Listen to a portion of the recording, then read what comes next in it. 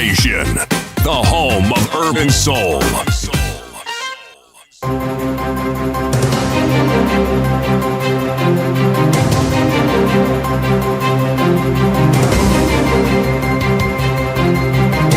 This is the Radio Generation News. Good morning, I'm Winnie Maganga. The High Court has temporarily stopped the arrest and prosecution of 3 people linked to the collapse of Manzil Towers in South C, Nairobi.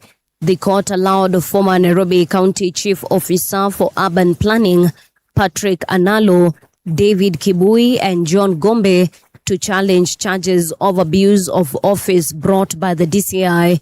The case will be mentioned on September 16, 2026 for further directions. The building collapsed in January this year, killing 2 people and injuring several others. Senate Majority Leader Aaron Cheriot has accused supporters of the Democratic Party of Kenya of intimidating United Democratic Alliance supporters during the Ol-Kalou parliamentary by-election. Cheriot alleged that some UDA supporters were marked with an X on their doors to prevent them from voting. He accused the DCP leader Rigathi Gachagua of orchestrating the alleged harassment and called on the National Cohesion and Integration Commission to take action. Sisi tunajua ile maneno wewe ulifanya kule Ol-Kalou. Si ati kwamba hakukukuwa na wafuasi wa chama cha UDA. Lakini wewe ulitumia goons na ukaenda ukiandika kwa milango ya wafuasi wa chama cha UDA, unaweka X na kutisha watu mpaka wakaogopa kupiga kura. Na hiyo tabia ulianza wakati ulianza kuita viongozi ati wale ambao wamekataa kukunga mkono unasema ni wasaliti wa jamii. Inspector General wa Police na IG na Waziri Murkomen hapana patia huyu muhuni anaitwa Rigathi Gachagua nafasi ya kuumiza Wakenya wengine. Nandi Senator Samson Cherargei has asked the NCIC to investigate DCP leader Rigathi Gachagua over remarks he claims could amount to ethnic profiling. In a letter dated July 27, 2026, Cherargei said Gachagua's comments about members of the Kalenjin community should be reviewed under laws on hate speech and national cohesion. Rigathi Gachagua kwa kusema matamshi ya uchochezi, kwa kuita jamii ya Kalenjin na hasa Wanandi kuwa ni milisha, hiyo inakinzana ama ina violate NCIC Act ambayo inasema mtu atakikani kustereotype or profile jamii fulani. Na mimi natarajia NCIC watamuita, wamchunguze na wamchukue mahakamani kwa kosa la kuleta ile, najua amesema hayo maneno ya ethnic profiling kwa makabila mingi. Alikuwa anasema wengine hawana shares. South African authorities are investigating the death of a Nigerian man who died while being arrested by police in Cape Town last week. The police oversight body says an initial post-mortem showed that 42-year-old Ibeke Chika Simon had suffered multiple bruises and injuries on his back and chest. A Nigerian diplomat has condemned the incident, saying her country was deeply concerned over reports of excessive police tactics linked to his death. And that's the truth on Radio Generation. Good morning, I'm Winnie Maganga.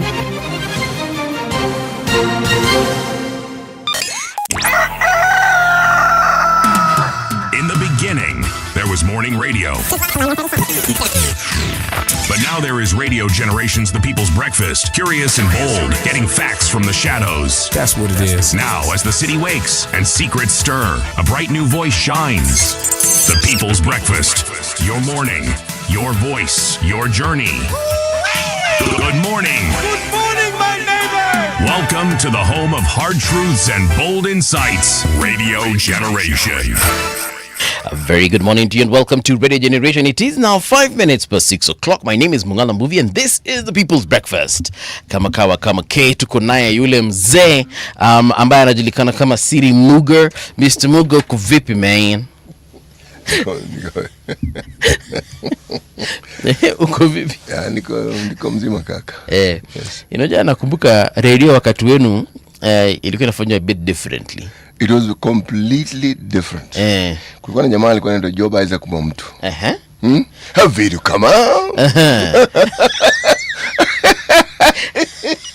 Unajua there's some things about media in Kenya that are just absolutely hilarious. I love them actually. I'm not complaining. This is not in any way, shape or form a complaint or a ridicule. No, it's an appreciation. Yes, I actually appreciate the art. There's this guy, Citizen TV, and it was Seth Olale.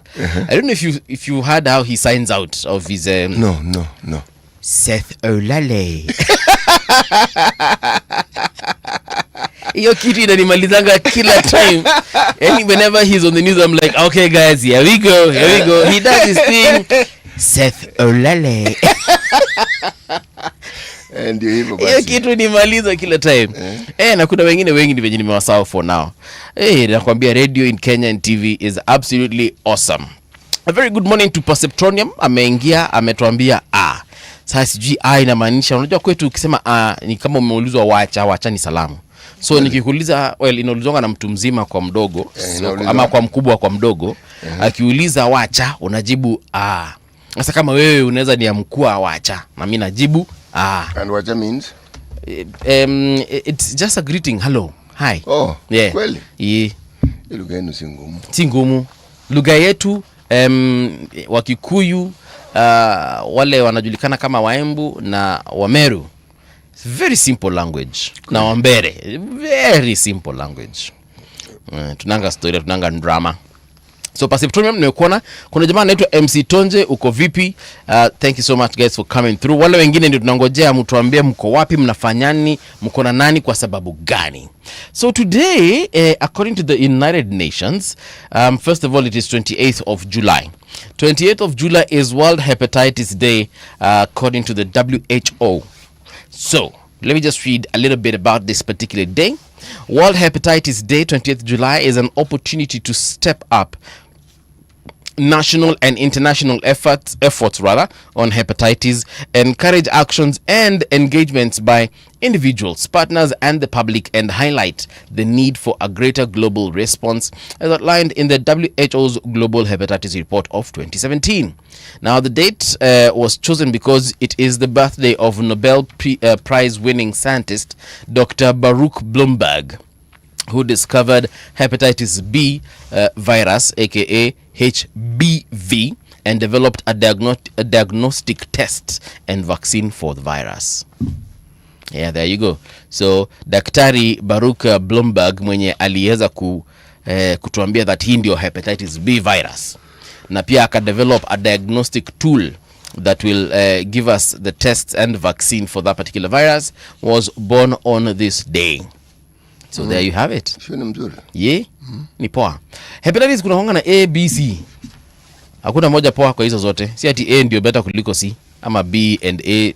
Kuna ugonjwa ambao ni mzuri ama ni mbaya kushinda nyingine? Siwezi sema kuna ugonjwa mzuri ama ugonjwa mbaya.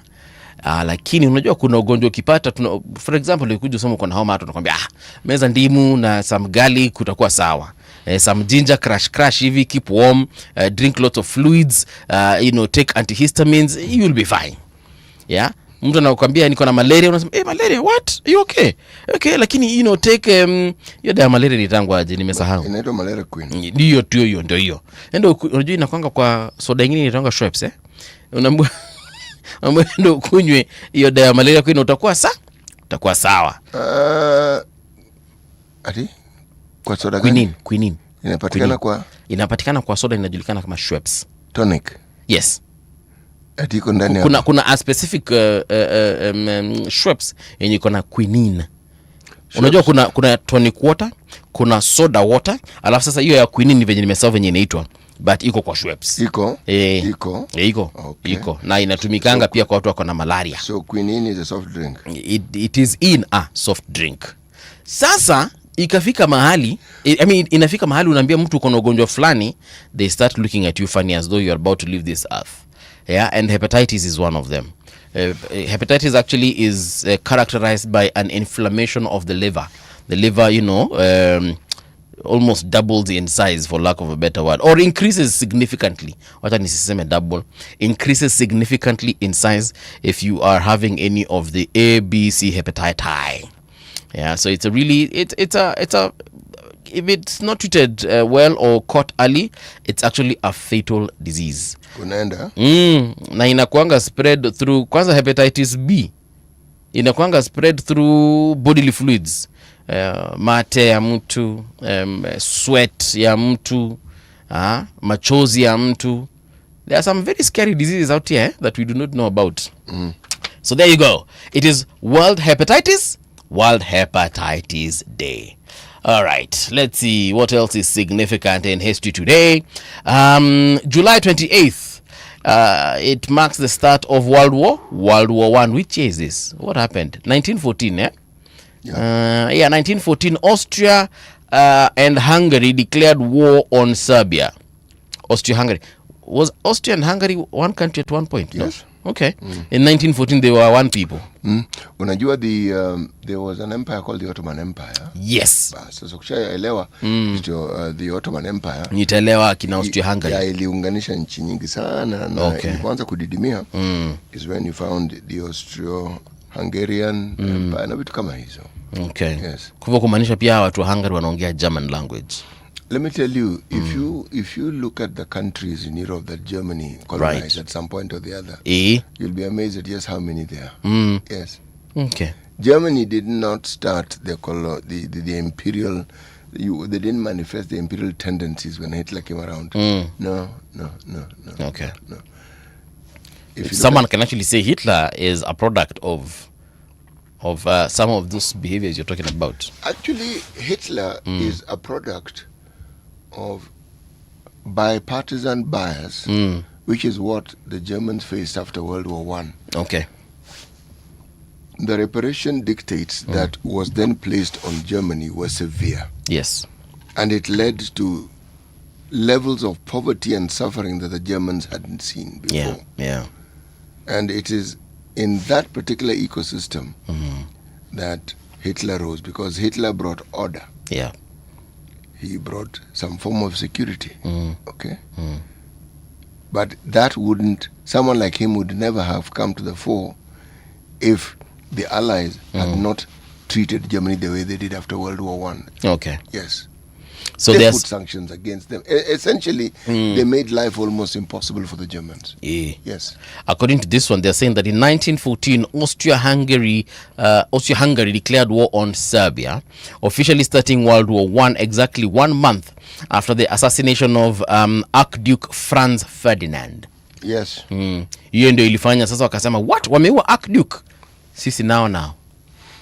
If bad. You know, if you look at the history of Europe, they didn't really need very many reasons to fight. Yeah. No. That was a region of the planet that was constantly at war. And to understand it, you only look at when they were exported to the New World. Okay? The sort of violence they unleashed on the natives they found there. Yeah. They were not creating new violence. No. That was their heritage. They were accustomed to behaving that way, and when they sought to get what they wanted, they acted in that vicious manner. It was not something that was new. Yeah. And when we come to the 20th century, there has been some very, very, very severe attempts to mute some of these tendencies and to give the impression that they were now different. It's very difficult to move away from your nature. It's very, very difficult. Okay. So, yes. Okay. We are not seeing new things. No. We are seeing things that over time we thought we had overcome. Yes. But in reality, as long as they're human beings and some of the things that we talk about are a manifestation of human tendencies, we'll always have them. Very true. Hesbon Sidon amesema, good morning CT and Movie. It's a new dawn waiting for the review, for sure. Creative Dan, good morning Movie and CT. Migori iko locked. Wachana na Seth Olale. Ameniambia hivyo. Oh my goodness. The Real SC amesema, Movie, do you believe in conspiracy theories? Why would a soda drink have medicine? Yeah, Google it, my friend. It's actually there. Patrick Odielo, happy to see you. CT and Movie, happy to see you as well. Alafu Hesbon Sidon amesema assassination not only for Archduke Ferdinand but his wife Sophie too in Sarajevo, Bosnia. Amesema hiyo ndio taarifa kamili. Asante sana Hesbon. He's spot on. Really amesema I had a high school classmate named Mbuvi. To his brother is Dr. Daniel Katambo, founder of Afya Code. Other former classmate is the president of Pharmaceutical Society of Kenya and founder of Halon, I'm assuming that's pharmacy? Halton, amemalizia sentence. Halton Pharmacy. All right, Real LC. Clearly ulisoma na watu wa nguvu sana. Dr. Daniel Katambo, kama unatusikiza, shukran sana kwa kukua one of the people that are contributing positively to this country and its economy. City, tupatie methali. We are in the Republic of what? Egypt. Misri, as otherwise known. Pharaoh. Yes. Officially, it is called the Arab Republic of Egypt. Okay. Did you know that it has a very sizable Christian population? Yes, I actually know of Christians from Egypt. Coptic Hospital is more basically made up of those guys. No, serious. It is made up. No, some of the staff. Let me say this. Some of the staff at Coptic Hospital, Pangong Road, many of them are actually Christians from Egypt. So yeah. Okay. Right. Its official language is Arabic, and its capital everybody knows. Nini? Cairo. Bas, hata kuna haja guess. Right. They actually have the form of government that is referred to as a unitary semi-presidential republic. Okay. So there's a half president there. Well, I haven't finished it. Let me complete it. Let me become more understanding. According to Wikipedia, under an authoritarian government. You know, there's something I always find fascinating about how the West interprets what people do that are different from them. Okay. They never paint it in a positive light. Yeah. No. As long as they've already defined their democracy, everything else. Yes, it's draconian. It is strong-armed. It is this. It is the other. Anyway. Yeah. Dictatorship and so on. So. Yeah. A dog's tail will never straighten. A dog's tail will never? Straighten. Never. It's either facing up, wagging, or rimelala chini hivi, or it is just playing in the air, in the wind. Na ni kwa sababu gani by the way? Ama tu hivyo ndivyo, ni maumbile. Ni maumbile tu. Tuache ku overthink his story. No, ni maumbile. Maumbile. You know, there are things that come to you by way of your species. So there's something that we call data. It is in city's nature, for example, to delve into a conversation deep, whether you like it or not. Yeah, you have that weakness, City. It is my weakness. Yeah, yako nayo. That is your tail. That's my tail. That's your tail. It is never straight. So there is no way someone will ever say anything and then you're like, no. Acha nikwambie kitu moja movie. Now you see that one. They're like, no movie, no. You know, the first time I really found it strange, cringe. Actually, why? Especially when because the first times when we would host ambassadors and what are they called, PSAs, all these VIPs, and you would stop them in their tracks, and I'm like, oh my god, we'll die in this studio. Someone is gonna pull out a gun and we're definitely going to get shot. But a year later, here we are, alive and well, breathing. We are not dead. We have not been shot. We've not been shot yet. So that is your nature. That is your tail. That's your dog's tail. And it will not be straight. But actually, I came to appreciate it, and it is a good thing. Yeah. So that is my interpretation of that. I can't wait to hear what our guests will say today. Dog's tail. Dennis Nyakeriga amesema good morning, Seattle Washington is locked. Alafu realism ametambia pia Kelvin ana own what? Kelvin ana own architecture by Seda. Watu ambao wana contribute positively to this economy. Good stuff.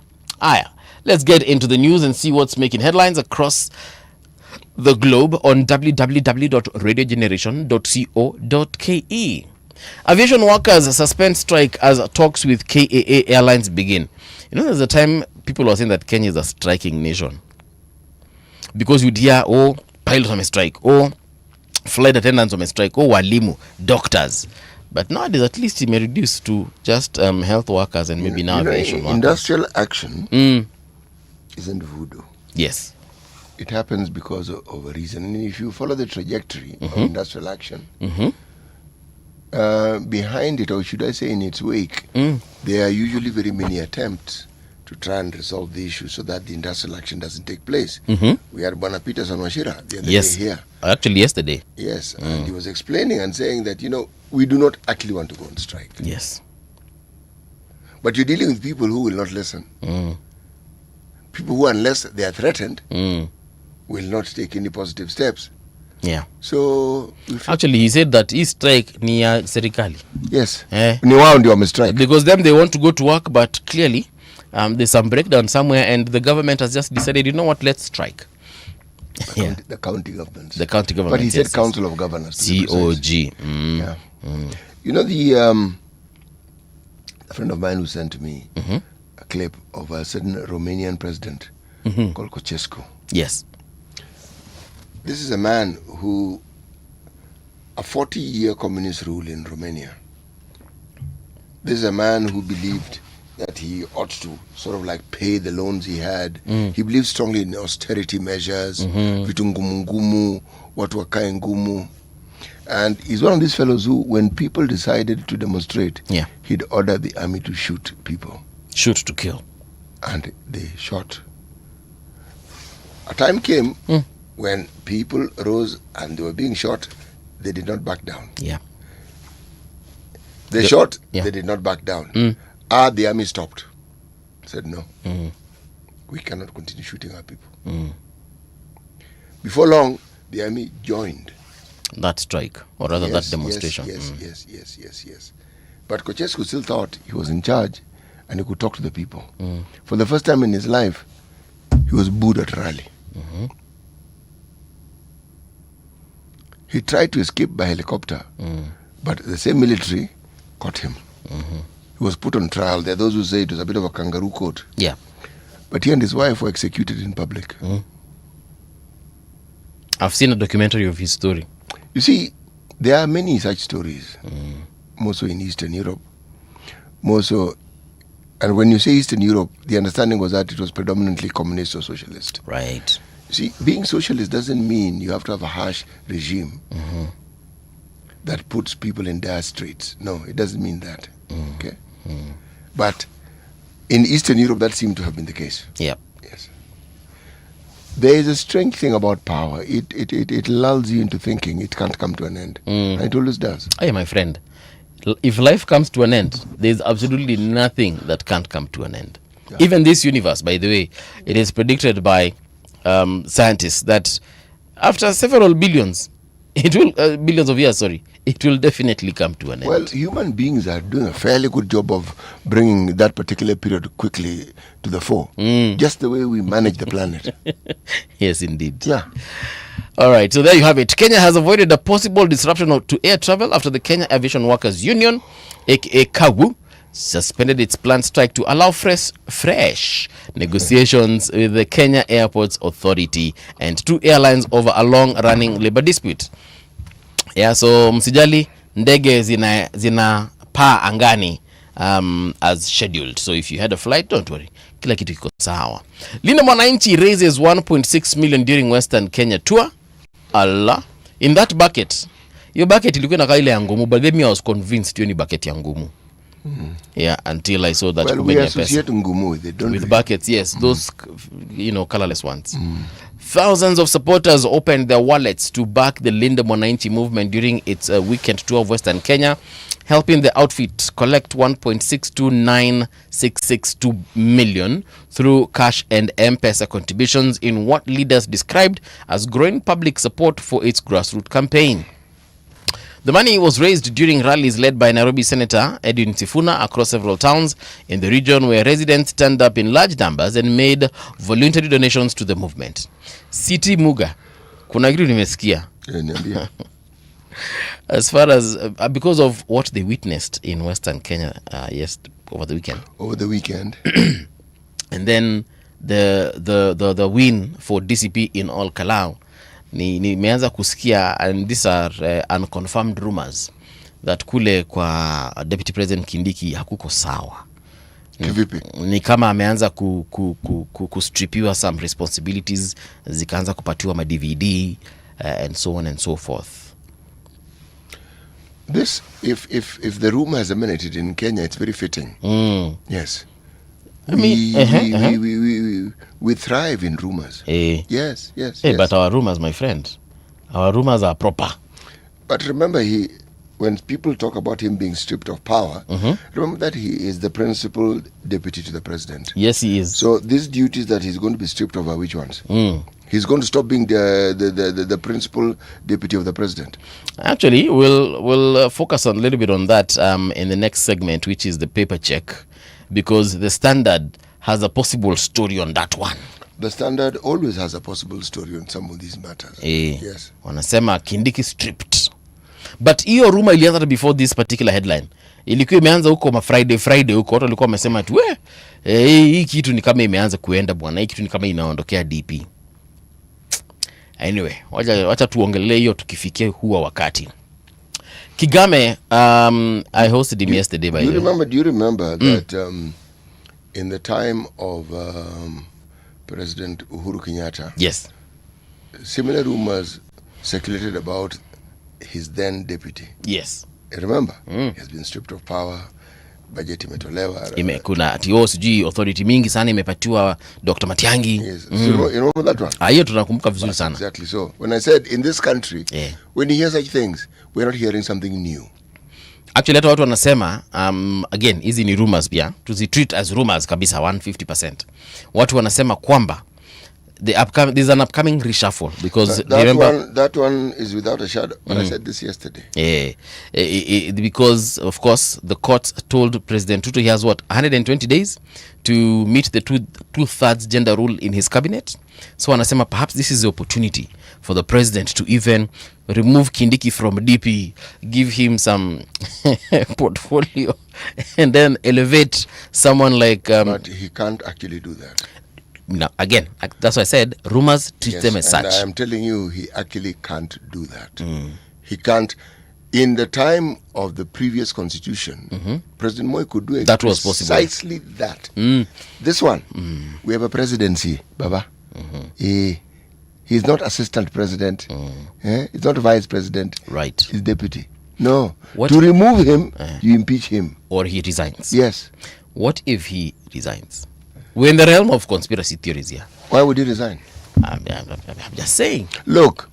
Maybe then nowadays I don't see anything as a strange thing, occurrence. Look at the conversation. If we take what Cabinet Secretary Ruku has been saying for some time. Yes. About what he seems to consider to be the fundamental differences. Okay, between the region east and west mountain. It is a growing discussion. It is a growing discussion. See?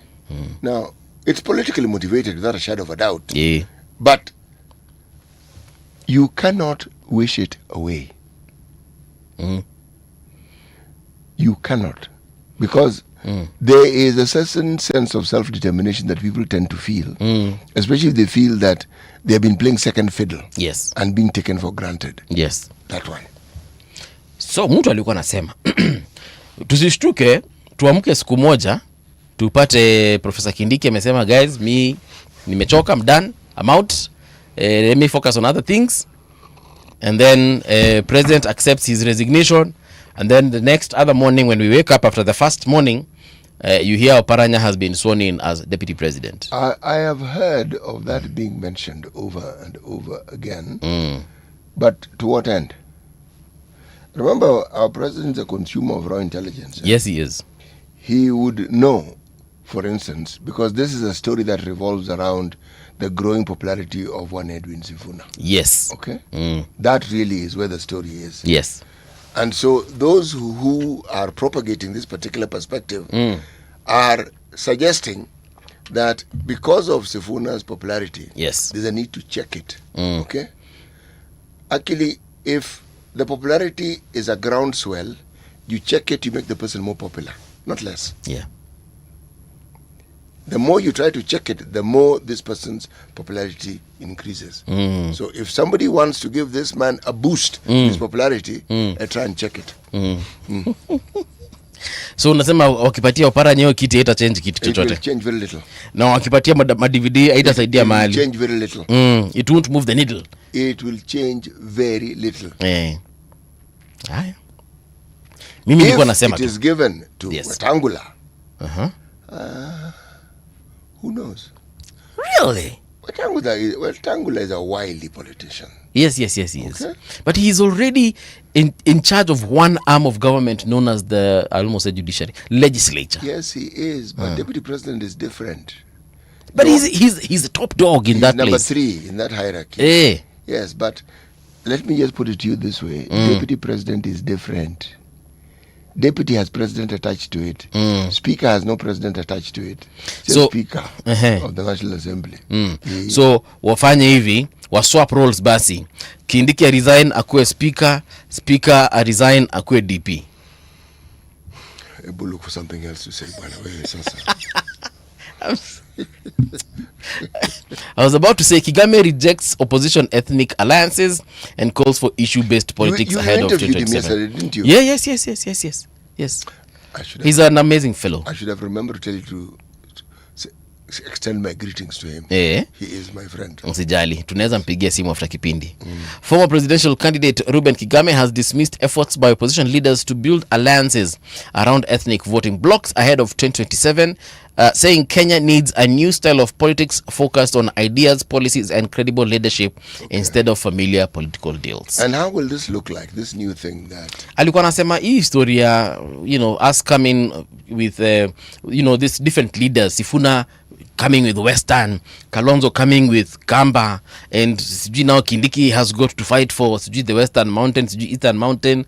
He was like, guys, we are missing the point. No, we are not. And his thing here is, why are we not focusing on just making life better for every Kenyan, whether they come from Ukambani, whether they are Bukusu, whether they come from Wajir. He was just like, let's focus on working for Kenyans, period. If that's what he's saying, it makes sense. Yes. But if he is suggesting that the inclination that we have towards our politics is tribal, and he's thinking it's going to end soon, he needs to rethink that one. He also said, I am not against a united opposition. I am against the process of uniting with the same people that have brought us to where we are. Same conversation about KANU leading for 100 years. Wajua, shida si KANU. Shida si united opposition. Yep. Shida is not the preponderance of all these individuals who want to be president and want to be senators and what have you. Yes. Shida ni sisi sovereign. Sisi wenye tunapiga hiyo kura. Sisi ndio shida. Because we haven't risen to the occasion and taken our rightful place as a sovereign. We are still serfs. Yeah. When the sovereignty was given to us by this instrument we refer to as the constitution. Yeah. We still behave as though we are quasi-slaves. We are people who must be ordered around. We are people who must be told what to do. And yet, wakusema ni sisi. Yes. Ni kweli city. Wacha tufanye hivi. Tufanye kitu inaitwa traffic. Alafu sasa turundi. Tuangalia gazeti zinasema aje kuhusu nani Professor Kindiki. Traffic. It is now 26 to the top of the hour. Barabara zinakaa hivi. Ngong Road iko nywe. Leo ndafanya tu main highways. Sababu hizo ndizo ziko serious hapa kwa hii barabara, kwa hii map yangu. Southern Bypass iko sawa.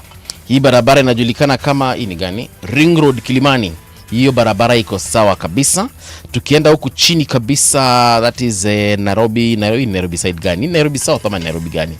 Anyway, huku ukienda huku Galleria Mall, hiyo ndio watu ukienda mpaka Karen iko sawa. Ukiteremka tena zaidi ukielekea Magadi Road ndio uende kule sehemu za Angata Rongai, kila kiko sawa. However, when you get to Naivas Food Market Rongai area, pockets of traffic, but I can see these are matatus waiting for you to get you to town, but there is absolutely no traffic right now.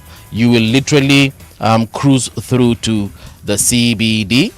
If you're on, let me try and see where is this. Basically Nairobi area iko sawa kabisa, haina traffic yoyote. Kama unapitia Ngong Road, James Gishuru, Kikambala Road, kama unatembea sehemu za Wayakiwe, huko kote mnasonga kabisa vizuri na sana. No single snarl up, no delays whatsoever. But now when we get to Thika Superhighway, the only problem is at Pangani, and it's stretching a little bit towards Kiambu Road as well. Na pia narudi nyuma kutoka KCA University. But beyond that, let me just confirm. Beyond that mnasonga vizuri. If you're coming all the way from Ruiru, ndio uende sasa ndio uingie huku Kenyatta University na upite zaidi, huko mnasoga vizuri. Watu wakwenda Kamakis, huko pia mna shida yote, barabara huko ziko nywe. If you're coming actually all the way from Thika, you're moving quite well. Now, let me take you to Mombasa County. Mombasa County, kama kawaida kama K, considering this is where all the vehicles in Kenya come from, you guys are actually having zero traffic this morning in terms of jams. Traffic is quite minimal. Few cars on the roads rather. Some roads are absolutely empty. Ile place inakuanga na shida ni kule lights Kengeleni, na leo actually kuna kashida tu kidogo, lakini hii maximum delay 2 minutes, so I wouldn't actually call this a problem. Msongamano wa gari, but ni msongamano ambao unafanya nini? Ambao unasonga. Ukiona chochote barabarani nafaa kujua, wewe nipigie simu ama unipate kwa mtandao, nitasalimia Wakenya niwaambie mahali shida iko. Traffic on Radio Generation. Straight to the paper check, and our first paper is the Standard. Standard are saying Kindiki stripped. So what do they mean? They're saying that he's sidelined. President William Ruto has dealt Deputy President Kithure Kindiki his biggest political blow yet, stripping him of the powerful intergovernmental coordination docket and handing it to Prime CS Musalia Mudavadi. Documents obtained by the Standard show Kindiki has lost one of the Deputy President's most influential levers of power, a role previously exercised by both Ruto and Rigathi Gachagua. The move comes as UDA reels from its all-Kalau humiliation and pressure mounts from within the president's camp to rethink the 2027 ticket, amid fears Kindiki has failed to stem Gachagua's growing dominance of Mount Kenya. Unakumbuka jana Professor Naituli akituambia Mount Kenya East or West, all of them are the same thing and they all belong to Gachagua. That was his perspective. We didn't have enough time to interrogate it. Yeah, unfortunately. But he will be back. He will be back and we can interrogate it further. Yeah, even ndivyo wanasema bana kwa Standard. Now, that's what I was alluding to earlier when I said that rumors. So according to the Standard, it is no longer a rumor. You know, I would very much like to comment on that particular matter, but I can't comment on something I'm not fully informed about. Yeah. Yes. Okay. Those are rumors. Yeah. Why people are shifted or why people are given duties or some are removed from them and probably given to others and they get new ones. Yeah. I don't know. Yeah. So, but you know, this is what inafikanga watu wanasema inafikanga mahali watu wanasema ya kwamba if bad. Yeah, but these are rumors and people already begin to treat it as though it's an absolute truth. I don't know, you see. That's number one. Number two, yep. I don't know how government actually works. That intergovernmental thing magic. Okay? I've heard of it before. That government coordination. Yes, I've heard of it before. Yes. But it's not the only role that the deputy president would have. Yeah. And even if he has been removed from them, are we saying that the reason that is being given by the Standard is the only reason? Well, actually, Professor Kindiki himself has tweeted something some 9 hours ago. And he just said 2 words: fake news. Period. As I said, even if it were true, can we honestly say we know why that move was made? But, CT, why now? As a researcher... but why not now? When is a more appropriate time? If he's had this thing for as long as he has been deputy No, president. it is part and parcel of the docket of the deputy president. Exactly. Even Rigathi had it, Gachagua Ruto had it. Yes. Yes. And I remember there's a time pia hiyo sio kitu ilipatiwa Matiang'i. Yes. Ikatolewa kwa ofisi ya Ruto. Yes. When he was DP. Yes. You see, I am not going to go with the slant that Standard has provided because I don't know. Okay. If this story unfolds a little more and we understand, then one will be able to comment. But as of now, that one movement and 1,001 things are being read into it, no, that I will not subscribe to. Haya. Hapa ndio utapata mtu mmoja kwa audience akikwambia siti bwana, wacha kukataa kitu bwana, wacha ku overanalyze. It's not really overanalyzing. The Kenyan thing is to go with a popular sentiment and run with it as though it is the truth. And yet it is merely a sentiment. Oh, wait. There are people actually on the comment section who... let me just read the out.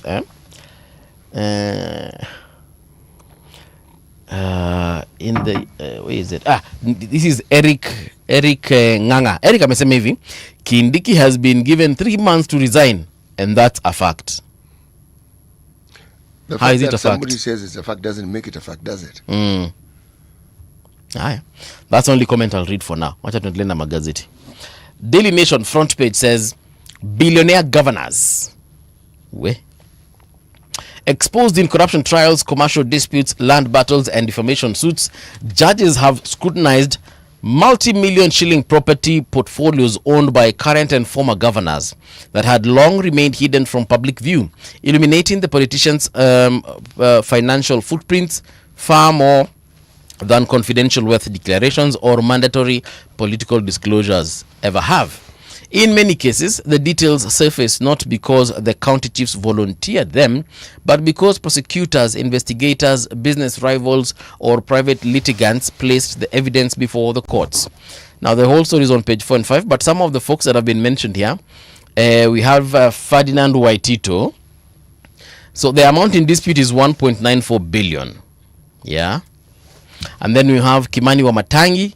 Amount in dispute is 813 million.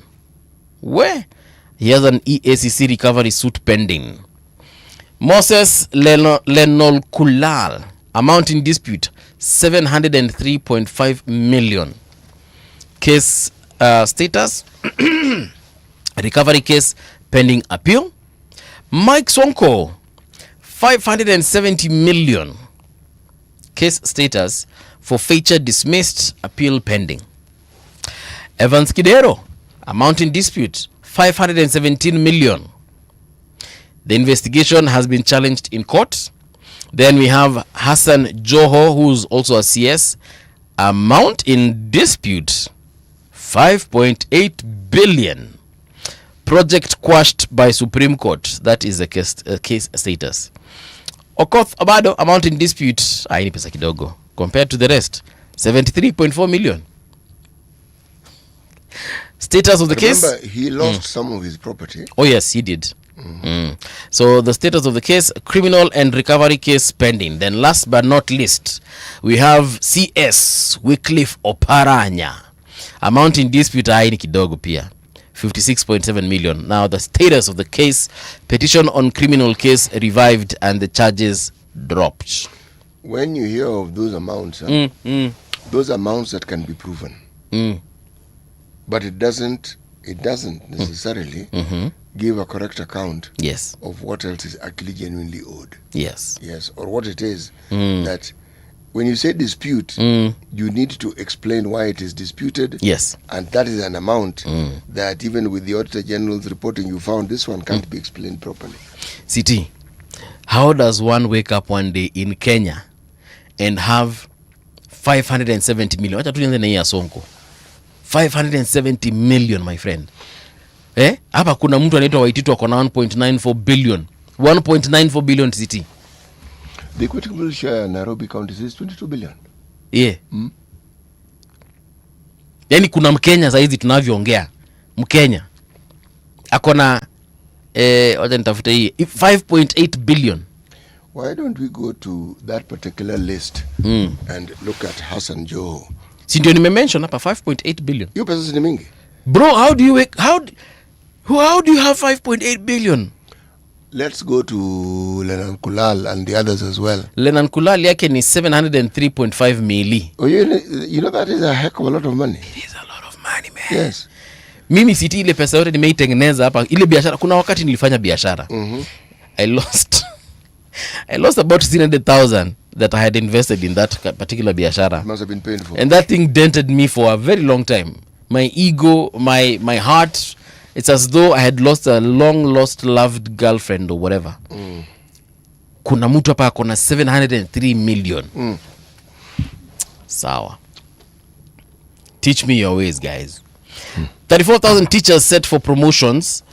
This one is on page 10. The Teacher Service Commission has advertised 34,000 promotional vacancies for teachers across public primary schools, secondary schools, and teachers training colleges, opening applications for careers advancement in the 2026-2027 financial year. Now, the vacancies span 30 cadres from senior teacher 2 to chief principal. Lobby joins battle against Rironi Mau-Summit Highway toll. Now, the Consumer Federation of Kenya has asked the High Court to stop the rollout of the 8 shillings per kilometer fee to use the Nairobi-Nakuru Mau-Summit Highway, arguing the government cannot impose mandatory tolls on the existing taxpayer-funded highway without first providing a practical toll-free alternative route. That one is on page 12. C.T. Muga. Who put that? Who wrote that? This is on the Daily Nation. The specific journalist has not been mentioned here, but I'm sure if you open page 12, utamuona hapo. He has argued it well. He's argued it very well. Last but not least on this paper, suicide, accident or murder. Mystery shrouds students' fatal fall from 22nd floor. Hii ilifanyika hapa Hill, opposite the Nairobi hospital. Man, this is a heartbreaking story. Full story on page 3. Cracks in cabinet, high stakes 2027 race exposes rifts in president's top team. Hapa kuna mtu atambua for sure. Si mtu. Watu. Aya, over to you, City. Have you looked at the star? I haven't looked at the star.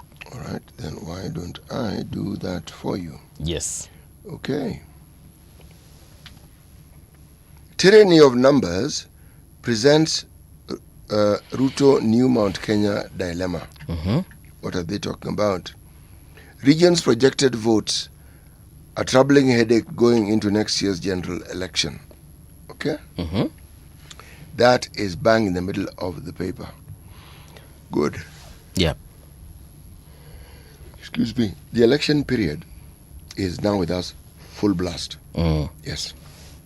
And what has ushered it in so conclusively are these by-elections. Yes. Bro, we're in electioneering mode. Sifuna Matiang'i Orengo's plot to lock Western vote. Okay, the leaders are banking on regional unity to strengthen their by the way, that wish of theirs may actually come true. Yeah. Why do you say so? Well, you see, if you look at the composition, you talk about Edwin Sifuna, you talk about James Orengo, you talk about Fred Matiang'i. It's actually a regional bloc. Yes. So okay. If they can get people to follow them, or they can point in a direction that people will willingly follow, then the strength of, should we say, the possible voter population that sits with the opposition will be growing. Very true. See, Ford Kenya was not Ford Kenya at the beginning, it was just Ford. Because of the inability of those who were in the opposition to actually unite, it took them 10 years. And that 10 years came in 2002, from 1992. Yes. For them to realize, you know, my friend, if we actually don't work as a unit, actually this thing is never going to work. Yes. So we seem to be at that particular phase in our politics where the understanding and the internalizing the need for people to put down perhaps their own interest in politics to say, who can we unite under? Yeah. Yes. And the person that seems to be exciting the crowd and is a conversation piece in that region, yes, is Sifuna. Yes. Saizi walio hapa na washikiki. It's not just that. Sifuna has a following beyond the boundaries of Luhya land. Yes. Yes. Okay. I mean, for him to have been elected Nairobi senator, that is enough evidence. You see, being elected Nairobi senator, first of all, it depends on the party that you are in. Okay? That's number one. Number two, those who were in Azimio and the composition of those people in terms of population in the county of Nairobi. Okay? Those are advantages that vying for that seat in that party automatically gives you. Yeah. Yes. Okay. Now that wind isn't there to assist this particular campaign. So Sifuna is creating his own wind. Yes. If it is successful, he will also be able to assist others. Okay. If it entrenches itself and it grows strong roots, then you'll find that those who are allied to Sifuna will have the best chance of winning an election for whatever seat they vie for in the next general election. Yes. Okay. This has happened before. So we're not talking about something that this country has never seen before. Yeah. Yes. Okay. Wacha tuangalie Business Daily story ingine. Kini Business Daily na kwa gharama. UON to pay 1.4 million over unlawful dismissal. Right. Wacha tu United University of Nairobi walipe. Kama walifanya makosa bwana, they right the wrong. News brief. Ruto gives 2 million title deeds in 4 years. Yani watu 2 million wamepata title deed. Title deed. Yeah, they also mentioned Sifuna raising 1.6 million during the Western tour. But this is of everything that I've heard about. Yes. The tour. This is by far the most significant. When people are willing to take out the money to vote for you, oh bro, you're already acquiring a following. It happened to the now governor of Kericho, a guy called Dr. Mutai. Yes. Unfortunately, he has fallen out with the very people who voted him and they want him out, unfortunately. But this is a man who had citizens contributing towards his election. Yeah. Yes. It's interesting how things can turn around, eh? Well, look at it this way. There's a season for everything. If you do not recognize or understand the season that we are in, and you don't understand the season of change that we are in, then that season will leave you behind. Yes. Okay. Kenya's overseas travel surges on Gulf job educations abroad. Experts push for reforms to assist refugees access jobs, rebuild lives. Okay? Well done, Kenya. Well done. Well done. Clients losing trust in Kenya's honey as fakes flood the market. Yani hizi tabia zetu tumeleta is bad. Sisi bwana hata saa zingine mazee tunajaibisha bure. Wacha niangalie Business Daily bwana. Okay. Puzzle of missing 629 billion China imports on KRA data. Bwana, this one is puzzling. Goods worth 629 billion Kenya shillings purchased from China and imported into Kenya in 2025 do not appear on the Kenya Revenue Authority's import goods, raising questions about possible massive revenue leakages in what Nairobi earns from the shipment of goods from its largest trading partner.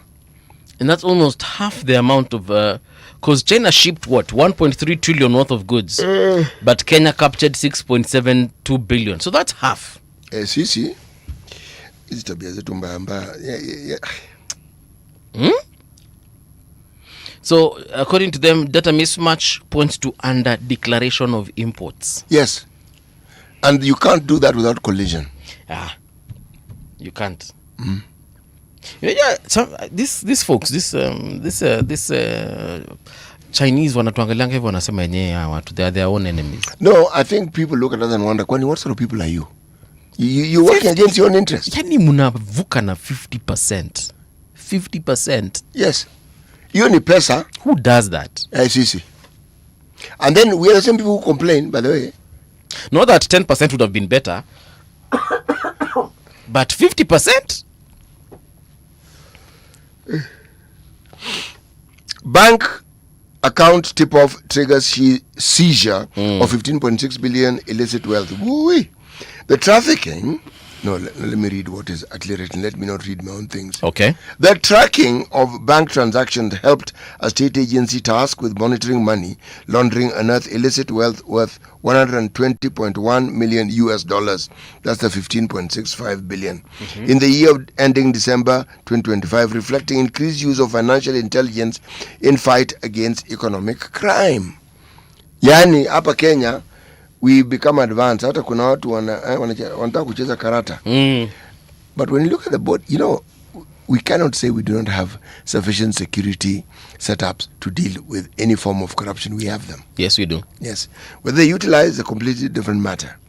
Supermarkets locked in a dispute with NEMA over pollution rules. Okay. How rich Kenyans protect family wealth from predatory... How rich Kenyans protect families wealth from predatory spouses. Okay. Hii lazima nisome kidogo. For generations, wealthy families have encouraged their children to marry within similar eco-socio-economic circles, partly to preserve their fortunes. While marriages among the business and political elite still serve as influential social and economic networks, modern unions are driven by personal choice combined with a brand of long-term strategic vision. So essentially, this article is talking about how some people marry knowing full well that this particular man or this particular lady represents a great deal of mullah. Sasa si ndio unaambiwa, yani basically dynasty attracts dynasty. Yes, sir. Yeah. Just like back in the day, the royals would marry other royals from either within their own family or the royal of the other country. But then... what are these written contracts that people write? Prenups. Yes. Prenuptials. See, they're supposed to now help sort those things out. Yes and no. Sometimes prenups, depending on how they've been drafted, can actually be overturned in a court of law. Because kama tulikuwa tumesikizana, for example, if we divorce on... If we divorce on what is it called, grounds of infidelity, for example, I get nothing, right? Lakini sasa wewe ndio ulicheat, my friend, utanilipa because I no longer want to be in the marriage, but now you will not disinherit me because of your own tabia mbaya. So you pay me I go, because we were in need for better for worse, riches, poverty, sickness and health. Lakini sasa wewe umeenda ukaamua kufanya kitu umefanya huko, so it's okay, me I will leave because hiyo kisonono umepata huko usinilete.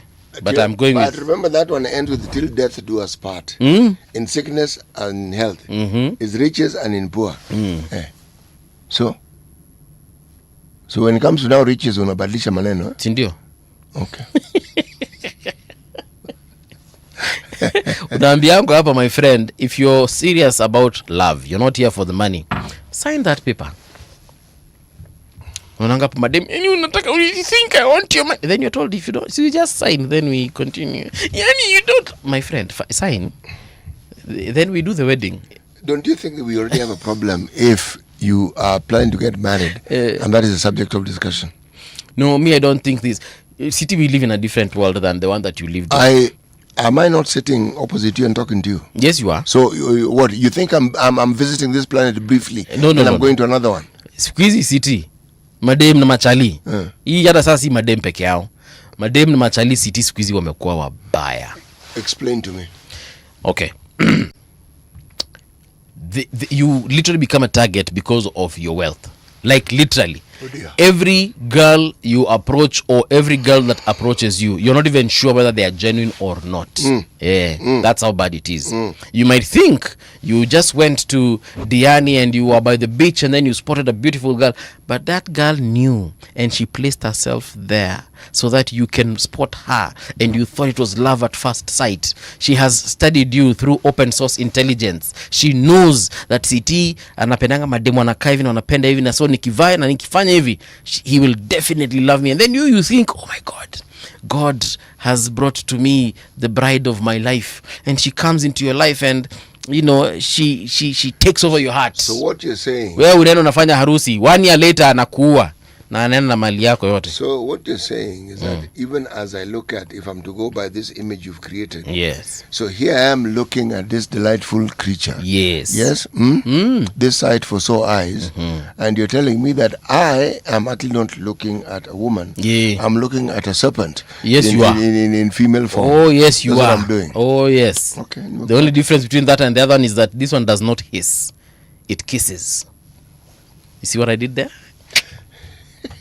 Here is the news with Winnie Maganga. Radio generation, the sound is fine. Pump it up, turn it high, all the time. Let the music move you, let's sway. Radio G's got your jam all day. Radio Generation, the home of urban soul.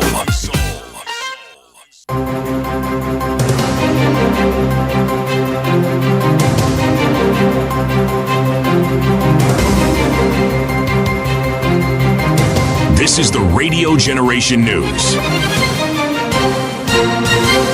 Good morning, I'm Winnie Maganga. Travelers can breathe a sigh of relief after the Kenya Aviation Workers Union suspended its planned strike to allow fresh negotiations with the Kenya Airports Authority and 2 airlines over a long-running labor dispute. The union and the employees have agreed to return to the negotiation table. Talks with the airlines begin today, while discussion with the Kenya Airports Authority start on July 29th. This suspension gives both sides time to resolve the dispute through dialogue before any strike action is taken. Public Service Cabinet Secretary Geoffrey Ruku has dismissed speculation about a possible change in the Deputy President's office, insisting there is no vacancy and reaffirming President William Ruto's confidence in Deputy President Kithure Kindiki. Speaking on Citizen TV, Ruku said Kindiki remains firmly in office and predicted that those currently underestimating him will eventually seek his support but may not get the chance. He maintained that there is no basis for discussions about replacing the Deputy President. Is that there's no room for such kind of a question or scenario, because the seat of the Deputy President is not vacant. Not once, not twice. President William Ruto has come out strongly to declare his confidence with his deputy. Not once, not twice. There is no room for even thinking that we can go that direction. From where I sit, Deputy President is Professor Kithure Kindiki. He will not be replaced. Former presidential candidate Reuben Kigame is seeking to hold senior government officials accountable over deaths recorded during the 2024 anti-government protest. Speaking on Radio Generation yesterday, Kigame said responsibility should not end with officers accused of using lethal force, but should extend to those who allegedly gave the orders based on the principle of chain of command. I'm in court for chain of command, that they issued the command to kill. Okay? Okay. And the people that killed have never been brought to book. So I have wanted them to institute charges on these people that killed. Yes. But they haven't. How many years later, okay? So I was seeking the court for permission to privately prosecute them. We want them tried, first of all. Okay. And if we don't get justice here, then we can always push it to the ICC. The right to life is protected not just by the Kenyan Constitution. A Kisumu man has been sentenced to death after pleading guilty to murdering 4 members of his family. The High Court in Kisumu convicted Shem Akuku Otieno, also known as Daddy, over the killings that occurred in February 2024 in Muhoroni sub-county. The court heard that Otieno killed his 7-year-old son, his wife, his uncle and a neighbor before fleeing to a nearby sugarcane plantation. He later surrendered to police. U.S. President Donald Trump says there are ongoing negotiations to end the conflict with Iran after both sides went 3 days without exchanging attacks. Trump said he was hopeful a deal could be reached, but warned that U.S. will resume its previous actions if the talks fail. Right now, there are very friendly negotiations going on. And by the way, how good is our Navy with a blockade? Not one boat gets in. We have a blockade. They'd love us to, please, we don't want the blockade anymore. They're saying, please, please, no blockade. And that's the truth on Radio Generation. Good morning. I'm Winnie Maganga. The views and opinions expressed on this program are those of the guests and do not necessarily reflect the views of Radio Generation. Radio Generation assumes no responsibility or liability for the interviewee's views. This is Radio Generation. In the beginning, there was morning radio.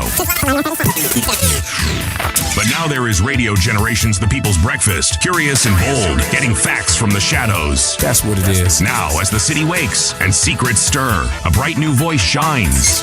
The People's Breakfast, your morning, your voice, your journey. Good morning. Good morning, my neighbor. Welcome to the home of hard truths and bold insights, Radio Generation. Good morning. Welcome back. This is Radio Generation. My name is Mungala Mbuvi. It is now 6 minutes past 7 o'clock. How are you doing, ladies and gentlemen? Wacha nitaje watu haraka before I introduce our guests in the studio. We have Luis Rudasingwa. How are you doing? Dennis Nyakeringa, nimekusalimia. We also have for Valentinas. Eric Nganga, nimekuona. Nani mwingine? Robert Mbogo, I see you as well. My take 2.0. Salamu zikufikie my take Alafu kuna Marit. Mesema good morning kings and queens. Tumerauka salama. Salimia Edna Kitengela iko locked. Definitely, thank you so much. And Leli Kutuma Salamu, I'll definitely be checking them as we continue with the show. In this hour, we want to focus on a couple of things that are germane to our country's economy. And more specifically, we want to look at the options at the pump. And by the pump, we mean ile petrol station. Navigating the forecourt of the future. Yes, and with us is convener of refueling. He is also the CEO and national coordinator at POAC, and he also said that he has another position yenye nimesikia akisema hapo kwa energy committee something atatuambia. But John, good morning and welcome to Radio Generation. Good morning. Uko salama? Niko salama kabisa. A great honor to be here. Karibu sana. And to see the sage, City Muga, yes. and yourself. Yes. Mbuvi, yes. Karibu sana. So it's an honor. Yeah.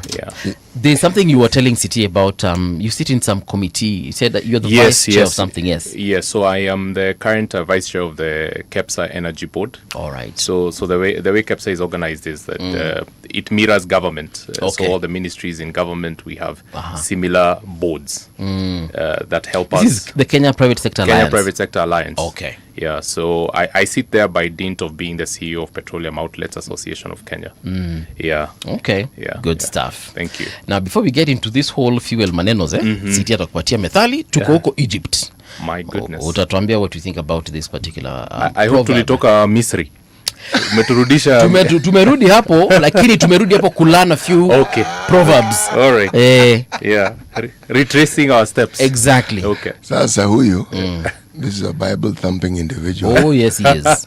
Ukisikia mtu anakuambia tunarudi Misri, yani tumekataa ku cross 20 Canaan. Canaan ba mazee tunaiangalia tu kwa mbali. Kweli. A dog's tail will never straighten. Where? A dog's tail will never straighten. No, according to the Egyptians. Sorry, other things been straightened. Yeah. Even a road been straightened. Yeah. But the dog's tail. Sorry.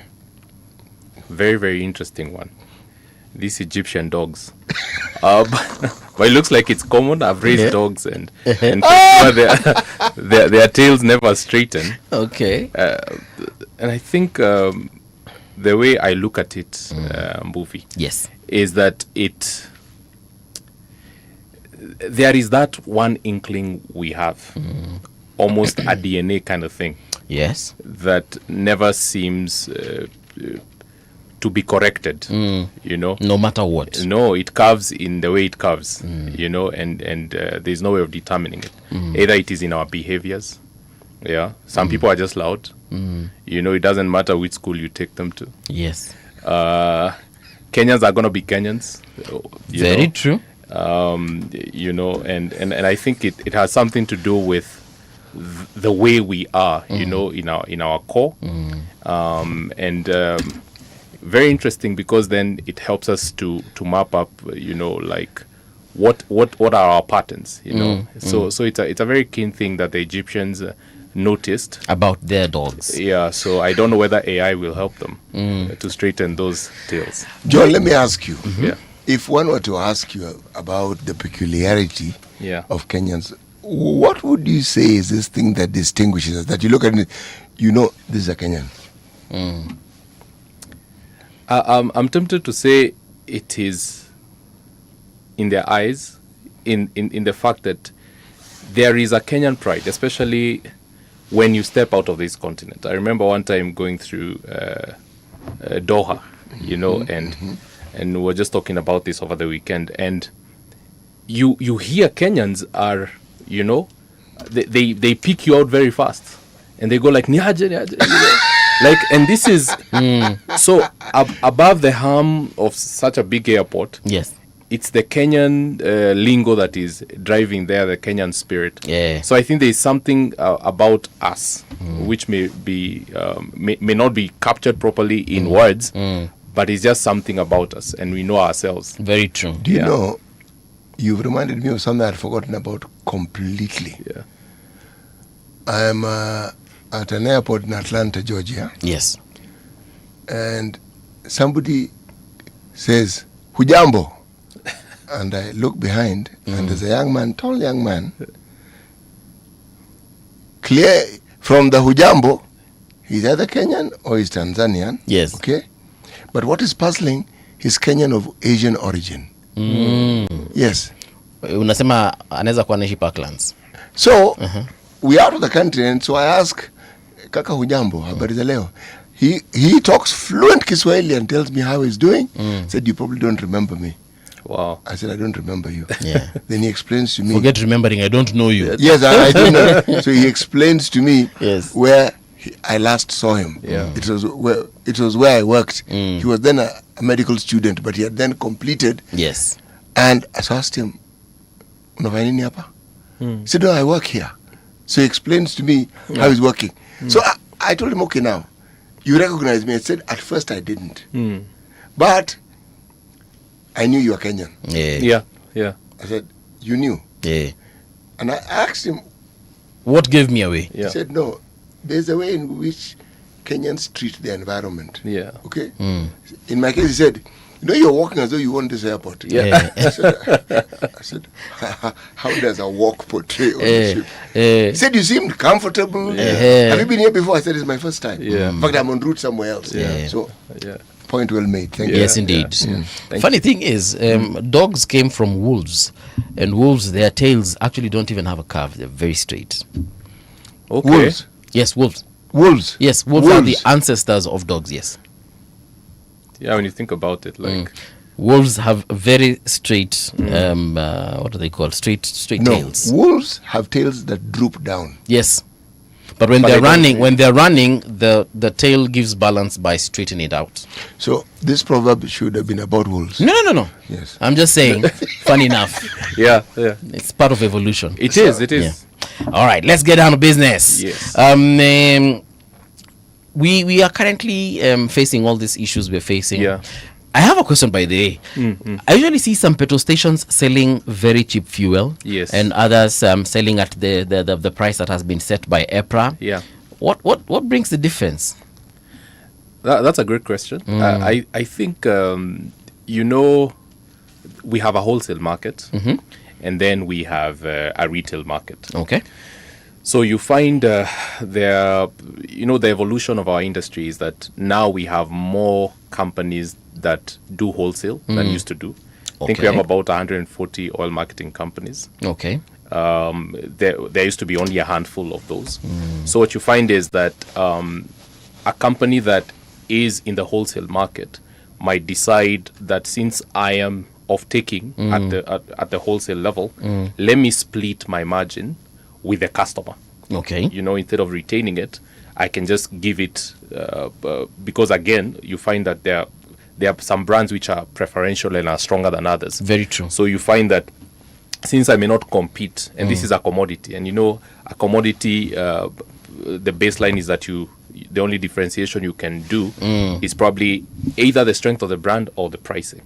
So you find that there are people who, in an attempt to ramp up their sales, would split it with a customer. And of course, it's very generous of these companies that give that concession, especially to Kenyans, because an expensive fuel means an expensive life. Very true. Yeah. Wow. So they actually split this cost, and I think they are at an advantage. Maybe correct me if I'm wrong, because I find myself fueling at that cheaper place. Yes. Because some are selling it as for as cheap as 6 shillings cheaper than normal pricing. You know, when you look at where we have come from, there was a situation where we had very few petrol stations. Yes. You know, actually, from 2017 till now, we've doubled the number of our stations. From when? 2017? Yes. Okay. Yes, we are at around close to 6,000 stations across the nation. Yes, leading in in East Africa by a huge margin. And so you realize that when we were growing up, you know, along Limuru Road, for example, you'd have that station at Parklands, then you'd go all the way to Gigiri. Then the next one was, there was a Shell at... the Parklands, the Shell at... yeah. The Parklands Shell. So, is it a Ruby's? Now it's a Ruby's. It used to be Kennel. That Parklands at the corner. When you're going to hit, after Aga Khan, you go to that bend, Rigo Plaza there, you would find there was a small... Yes. It used to be Kennel, right? Yes. Then it became... Kennel Kobil, as they used to be Now called. the other station you would find was the Total at Muthaiga. Then you would go to Gigiri there were 2 stations. Then you would find a Shell at Village Market. Then there was nothing up until Limuru. Hey. Yeah, there was nothing. There was no station there. Yeah. Then when you come back, like if you take the junction and you say you're not going to Limuru, you'll go towards Kikuyu, to Gitaro area. Yeah. The only other station you would find was in Wangige, a Total that is there. So you find that what has happened is that there's been a growth in outlets. Of course, Kenya is growing. We have the largest consumption economy of petroleum products. Okay. Again, by a big margin. Kenya is consuming about 600 million liters a month, compared to Uganda around 200. So we're doing 3 times.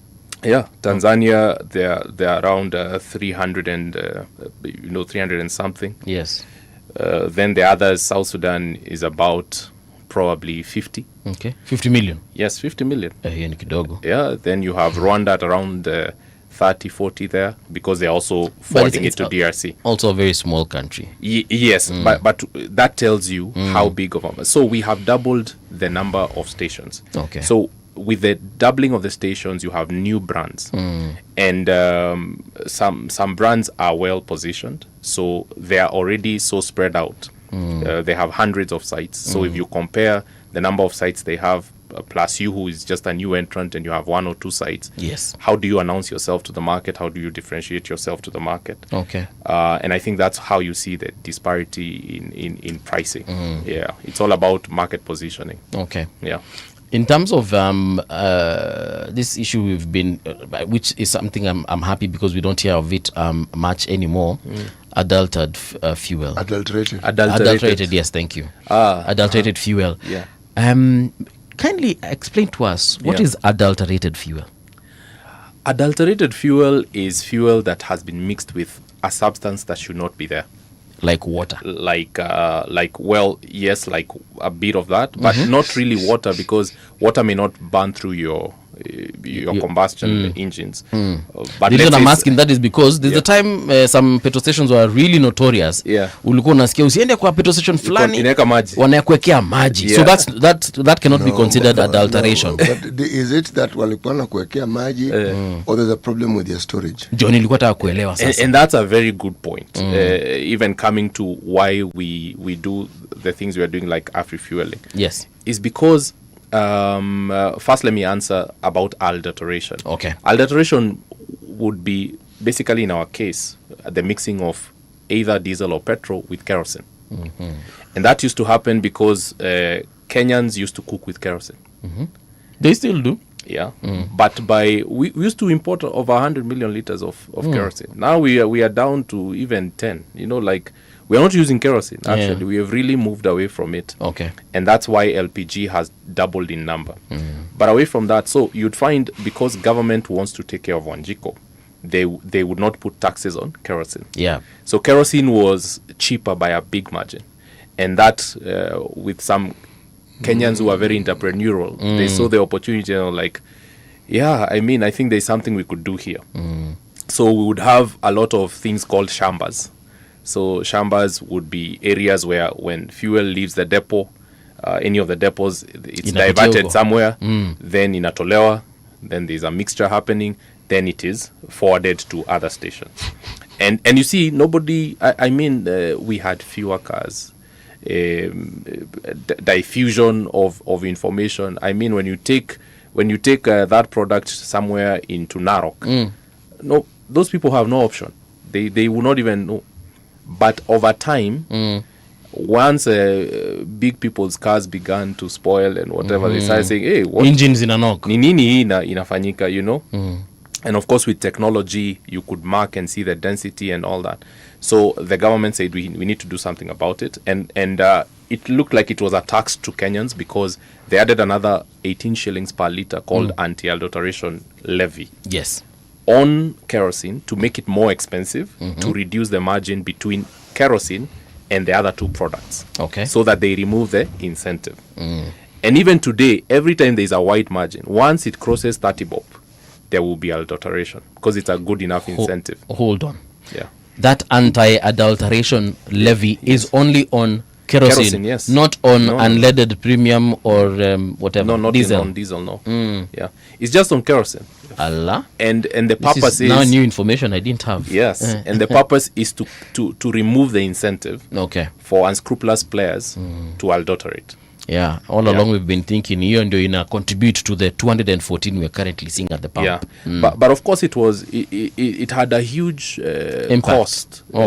Because as government is looking at, we have this odd 2-3 million vehicles on the road. If they are spoiled, that is a big economic. You had people importing Euro 4, Euro 5 diesel engines from the EU. And they are coming in here, they are under warranty, then you are putting bad fuel, the warranties are avoided. So it was a big cost. So government had to really do something about it. And we are happy that we have seen that problem has reduced. But every time there's a wide margin, like I think sometime last year there was about almost 40-50 shillings difference. We saw that Tabia trying to creep back. Yes. Yeah. Now, you wanted now to tell us about the water that sometimes gets into our engines. Yes. And that also comes from the point of you'd find that we had been a very low-tech, we are very essential, but very low-tech. So once you put, I'm talking about the fueling industry. Okay. So you'd find you put a petrol station, you put your underground tank. So it's very expensive to do that because then you do your cabros, your terrazzo on top of it. So if something happens to that tank, maybe it moves, it tilts, it wasn't put properly, you don't have an incentive to really go down there and check. Or you don't even have visibility on what's happening under you. So you'd have situations where water seeps in. The manholes, they are seeping in water. And over time, because this is an enterprise you're running for a long period of time. Yes. Probably by the time you look at your tanks is 15 odd years and above. So if water seeps, especially with runoff water when we are having flooding, when we are having situations of maybe, new constructions, and then you're having, moving of the soil and everything. All these things would happen. And because of the cost of looking under, you didn't have any technology that could help you look under, then you'd have people saying, where Uzatu? Either some people don't really know about it, or others know about it, but they feel helpless. The cost is just too much to do anything about that problem. So you continue selling bad fuel? Yeah. Because that's bad fuel. It is bad fuel. It is bad fuel. And thank God for technology, because now with what you call automatic gauge systems, ATGs, you have water detection, for example. So you can detect that you have water in your tank, and probably you can be able to do something about it, like cleaning it. We have seen some solutions in places like Saudi where you have like a dialysis machine for that tank. So you come with that machine, you run the fuel through it, so it removes the water and the silt, and not just water. Remember, there is silt. There is over time. I mean, there are percolates there, whatever. So it cleans it so that the water, the fuel is clean. Yeah. Okay. You're Nimbaya. Unless and that's why now you find regulators in other jurisdictions like. Those ones who take care of the environment or energy saying you are mandated to probably clean your tanks after a certain period. We don't have that here, but we've seen it in other jurisdictions. There's been this debate about the costing of our fuel and whether some of the disturbances that we've had in the Middle East have a direct impact on the cost of fuel. How exactly, let's start with that, how exactly do we buy our fuel? And what quantities do we buy it at, and how long does it actually last before we need to buy another batch of fuel? Okay. Those are a series of questions. And yes. Correct? Yes, and I know you've had these conversations because I've followed your conversation for a long time. We have had this conversation, yes, but it is important for us to keep refreshing the conversation, so that our listeners may understand. Exactly. Yes. So we right now we import fuel through a framework called the G2G framework. What that does, it gives a fixed premium. So that premium covers the insurance, the freight, the cost of bringing it here. But then, remember, with the disruptions we have had, what actually was impacted is the cost of the crude itself. Yes. Free on board. So the cost of the crude itself went up. So at some case, I think in April, it doubled.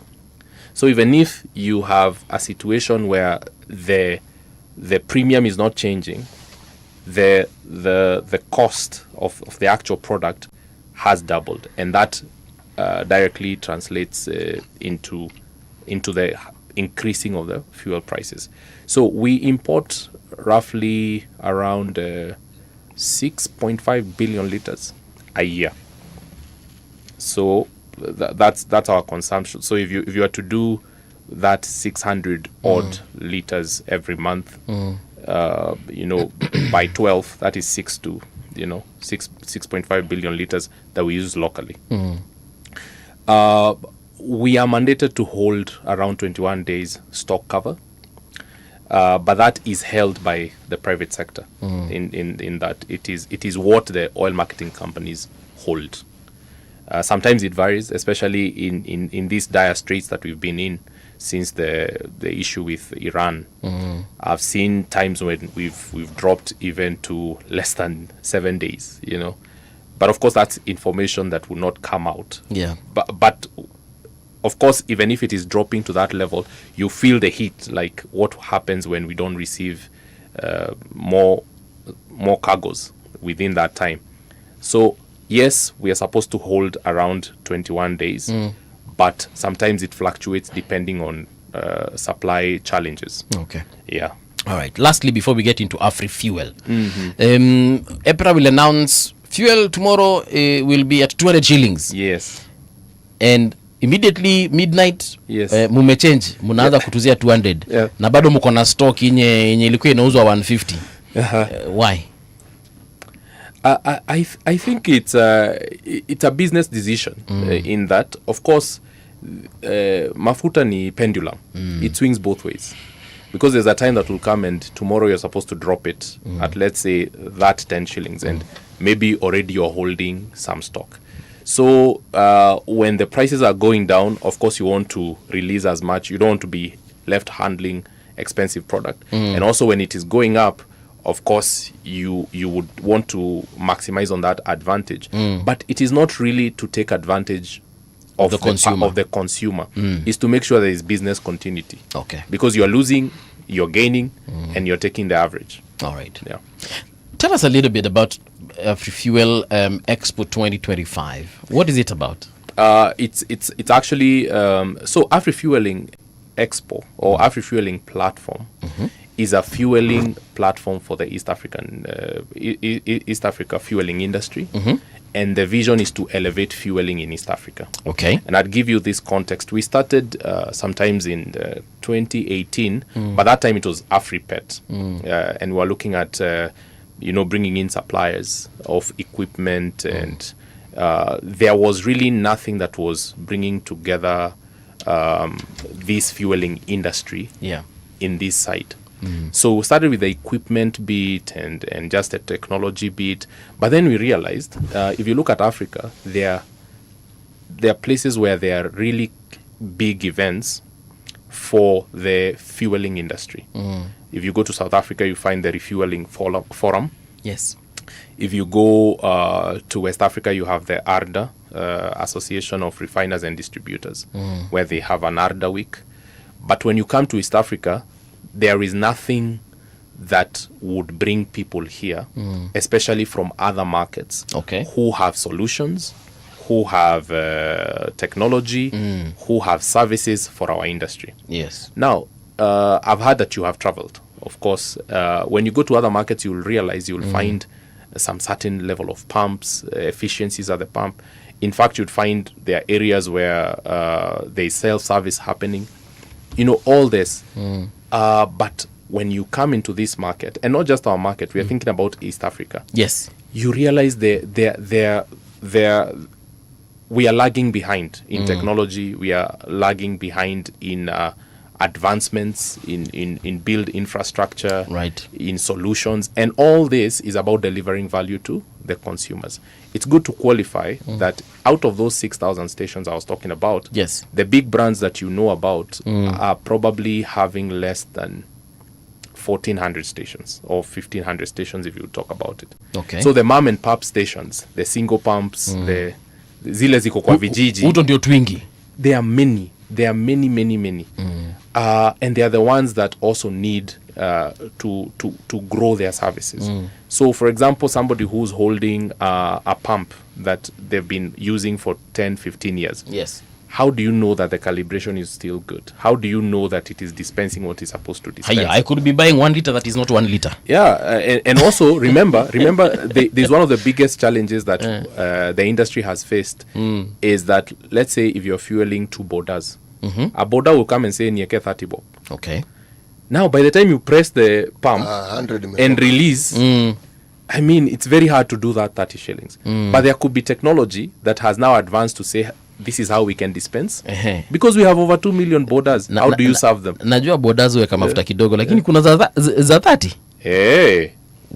Hata mtu anakwambia tu nieke tu 30 bob. Well, right now, yes, people will come with anything and say, I just want to rush there and come back because we are a kadogo economy. Yes, yeah? Did you see Bamba 5? Nakumbuka Bamba 5. And it really grew the bottom line of Safaricom. Yeah, it did. Some people would wonder, how do you buy 5 shillings credit? They are saying, I just need to make 1 call so that I can make my meal. So there is somebody who will say, nieke tu hiyo, niweze kuenda pale nirudi. Before the era of Boda Boda, by the way, there's a time I went to fuel and I just needed 100 bob. Yeah. That attendant had to confirm like 3 times. Yeah. Mia. Mia. So moja. So 100. Nikamwambia bro, ni nini uelewi? I had to remove. Ukaitoa hiyo mio kwa. Nikamwambia nataka uniekee hii. Yeah. So but now I'm actually najua tu boda wanekanga tu so wana run now, gets a little bit of money, comes back another so. I just didn't think it gets to 30 bob. Yeah, and let me tell you how bad of a problem this is. So if you're losing, let's say you have a station, and this is a real case we were discussing with one of our partners. You're running a station that is losing 250 liters a month, right? So if you're selling 150, 200,000 liters, that doesn't seem like much, right? If you're losing it hapo kwa pump kidogo, you're losing it there, you're losing it here. Now, if you are losing 250 on diesel and 250 on petrol, that's 500 liters a month. Now, this particular person has 25 stations. Yes. So how much are you losing? You're losing 12,500 liters every month. Now, one truck right now at your price tunaongea is 2.4 million. Yeah, it's about so when you're talking about that amount 12,500, yes, mtu already is beyond 2.5. Yes, that he is losing in a month. Yeah, so you do that in a year. How much is that person? A lot, that's almost 30 million. 30 million, yes, 30 million. So in a big grand scheme of things, a small solution like improving the calibration, the pump, changing your pump, that makes the difference. Yes. Again, look at the compliance needs that are coming either from the Kenya Revenue Authority, for example, the e-teams. Yeah. And this is one of the hottest issues we've had. Yes. Because government came and said the whole economy, you have to issue an e-teams receipt. Now, it is not as easy as probably the shops.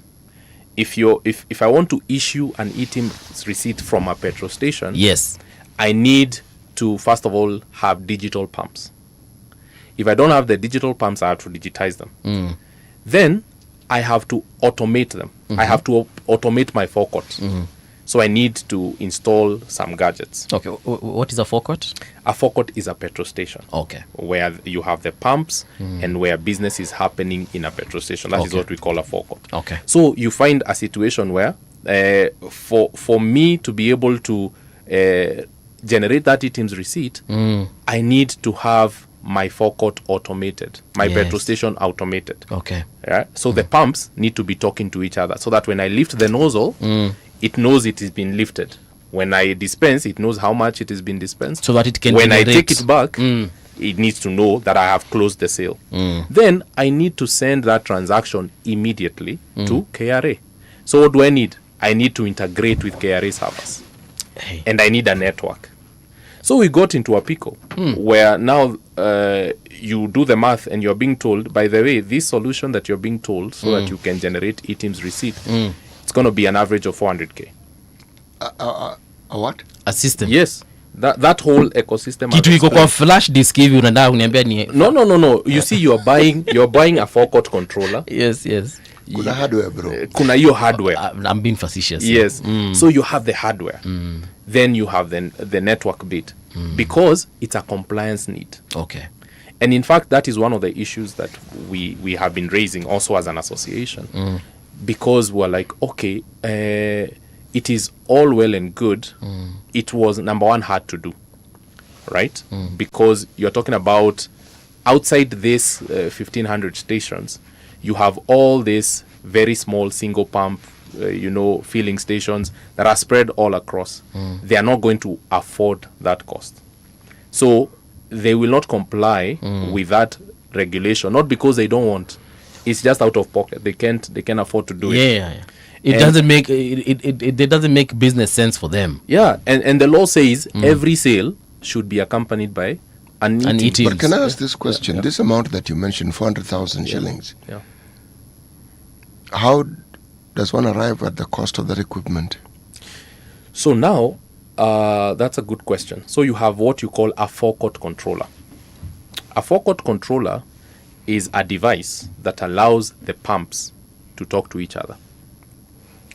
On average, you would find it landing here at 200K Why? Why 200? Why not 3? Why not 1? Why not 50K? Why? Because looking out to the market, the people who produce it cheaply, they were costing that. These are now the cheap options. Okay. Because if you go for the big brands, then you would be spending upwards of $8,000. Yeah. So the cheap ones that we were able to find was going to around that amount. So you want to tell me it's like the way I walk into Luthuli Avenue when I want to buy a new TV. Yes. Na ambao ukitaka Sony. Yes. 70,000. Yes. Lakini kama unataka tu TV ndio hii. Hapa kuna ya 7,000. Bado ni TV. Yes, so you'd need that device. Then you'll be told, oh no, you need other.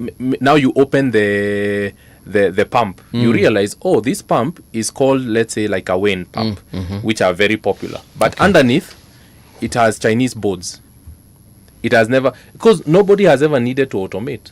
So the pump sellers were only selling you something that can dispense fuel. Yes. The motherboards are not working. You've never needed to look at them. So now you open at those that pump up to try to automate it. You realize, matumbo ni another animal, you know, and and you need to also now upgrade your pump, which was something that you did not need to do before. What? So we have found ourselves in that limbo. And true to that, right now we are around 600 stations automated. Okay. That is 10%. And this is something that is in law for the last 12 months. And this amount, during which time period is it recoverable in? If I invest that 400 Gs.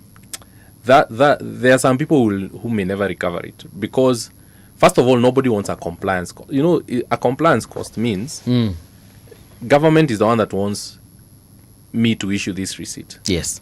And there's something interesting we saw in Tanzania, which we proposed to be considered. Okay. Tanzanians said, we also want you to do this. Because, again, this ETIMS Maneno is an East Africa protocol. So there's no country that is backing out of it. Okay. But Tanzania said, look, you guys pay VAT. So deduct it from your VAT, the whole amount. So Gava paid for it through VAT. But here, you are allowed to deduct it as a business expense. But some people don't run their business, like you would say, in a corporate where you have your balance sheets and you're differentiating things. Mtu ni duka tu. Ni duka tu. Tumeingiza ngapi leo? 400. Yani wewe ndio balance sheet. Wewe ndio balance sheet. 400 nipatie 320. Yeah. So ingine mkakule sukuma. Exactly. So kuambia huo mtu you need to expense this from your balance sheet.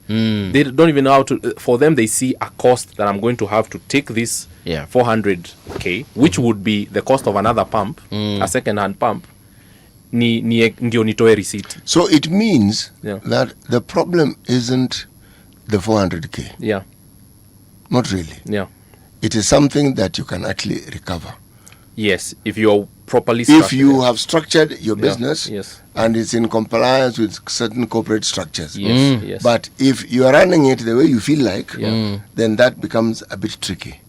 And you see, that is not the end of the compliance journey we have. Now we have a new regulation, because you're asking why something like after-fueling is important. Yes. Is that we get to educate people what is happening. Another regulation we have from EPRA is that you are required to send sales data.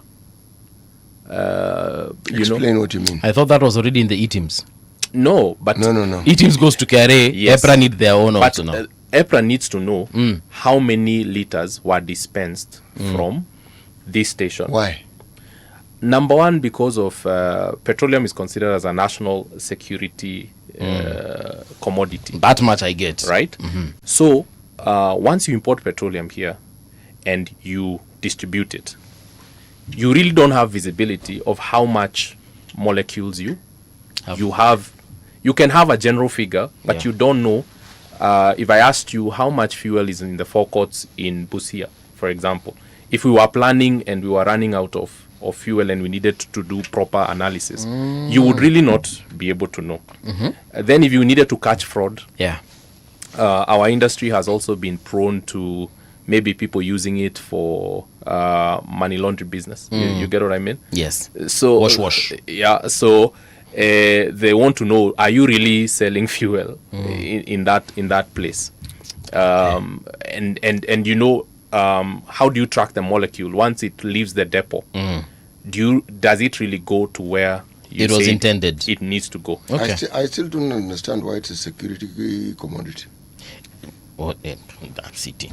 No, I honestly don't understand why it's a water. If you tell me it's a security commodity, I understand, because we need water, and in the absence of water, a lot goes wrong. Fuel, not particularly. Look at it as energy. No, not even that, City. Do you remember the times we were queuing at the pump?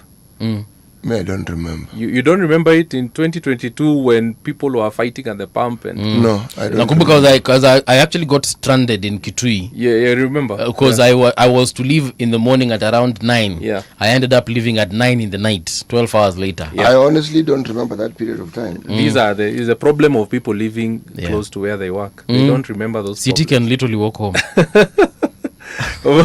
No pun intended.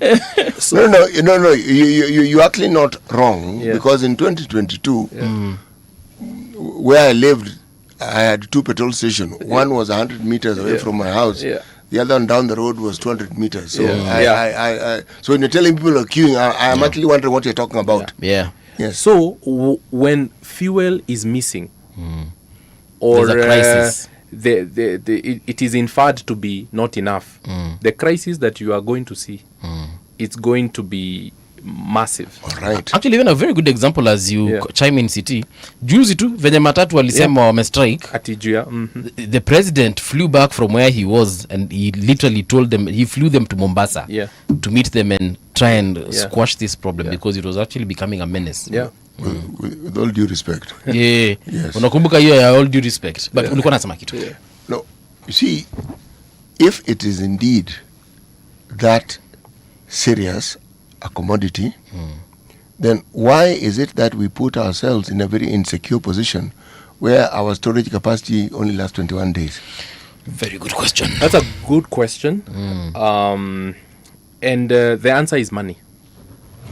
Money. Yes, and let me qualify. So you have different mandates of how you hold strategic stocks.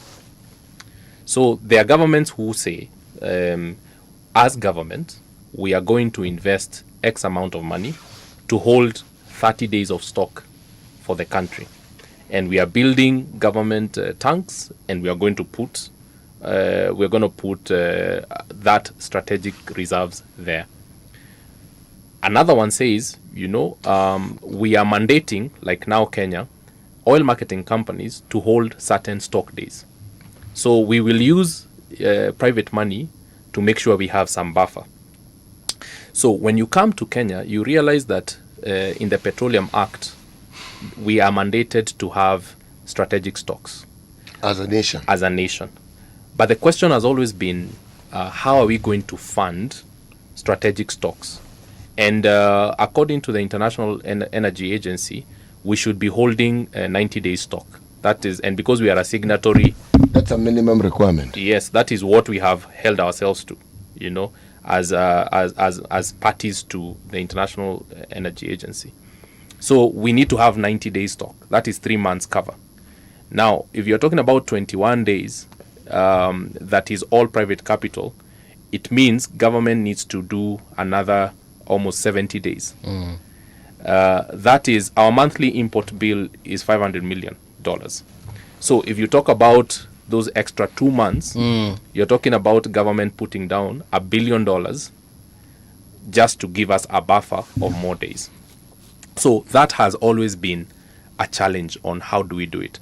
But I have visibility of what you call the draft regulations on strategic reserves, which now should be signed and gazetted, which now mandate or show the way how we can build reserves, because reserves are built over time. It's not something you can. Yes. So it's a journey that, and I agree with you, CT, we should have started, because even if we should have started it, right now we should not be where we are.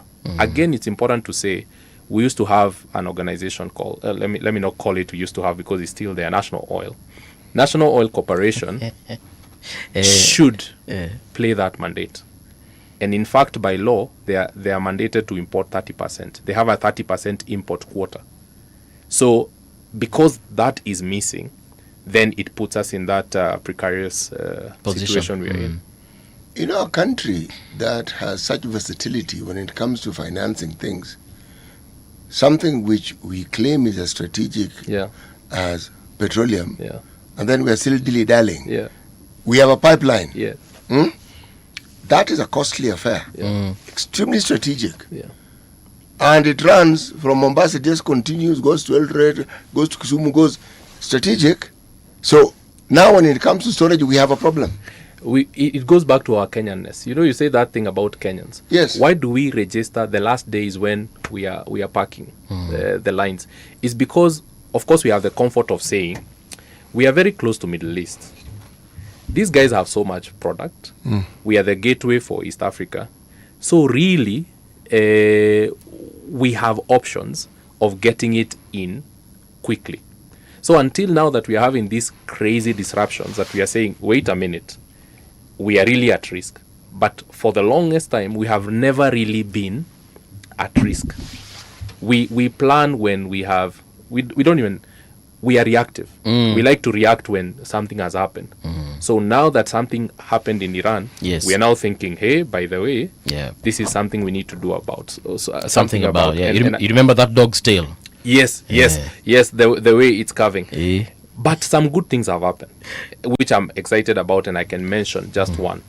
This Dangote refinery story is something that has really excited the industry, especially from where I sit. Because now, naturally... John, where do you sit? At POAC. I sit in the private sector.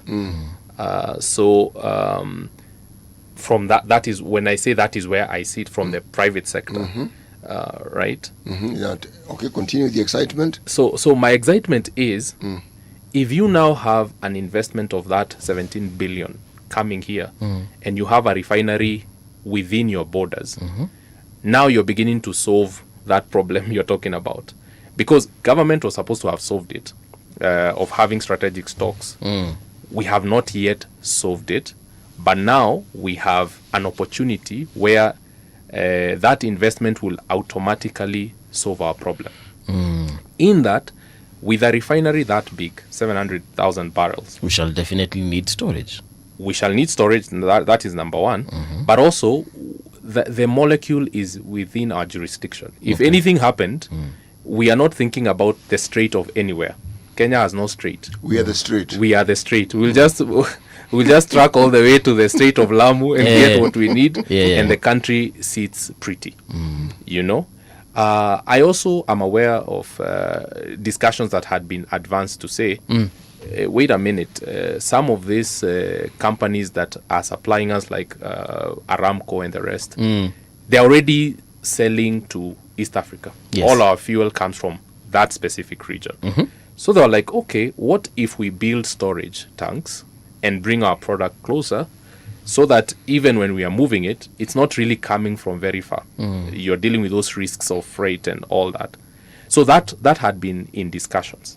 And that probably is what made the government think that probably we have another card which we can play. Because but is it a refinery better? Because now we refine our own oil and the oil of our neighbors. So I think for me that this is a better deal. This is a better deal. I was just talking about the cards on the table, and probably why there wasn't that urgency of dealing with this strategic question. See, the refinery will not be built in a day. For sure. Neither will that storage. But it is easier to build the storage, and the process would be quicker than that of building a refineries and making it functional.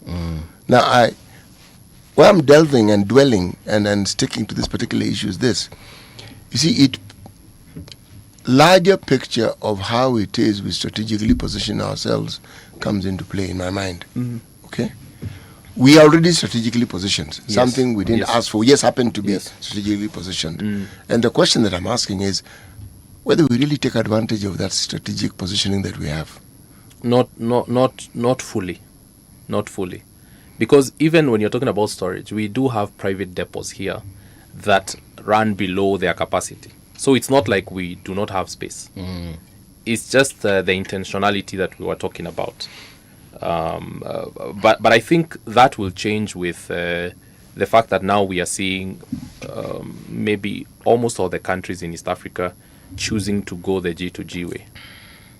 And when they are choosing to go the G2G way, when sovereignty kicks in, sovereignty wants planning. So they'll probably say, okay, so for us to be sure that our fuel is safe and it will get here on time and it will not be diverted anywhere, where is it going to be stored?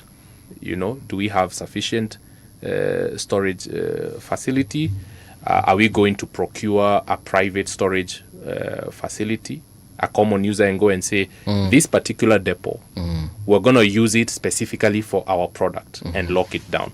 Okay. So I think petroleum is largely becoming more of a East Africa conversation as it comes to Kenya cannot discuss. In fact, right now, should not discuss because independently, because even Kenya pipeline is no longer a Kenyan affair alone. It's now an enterprise for the region.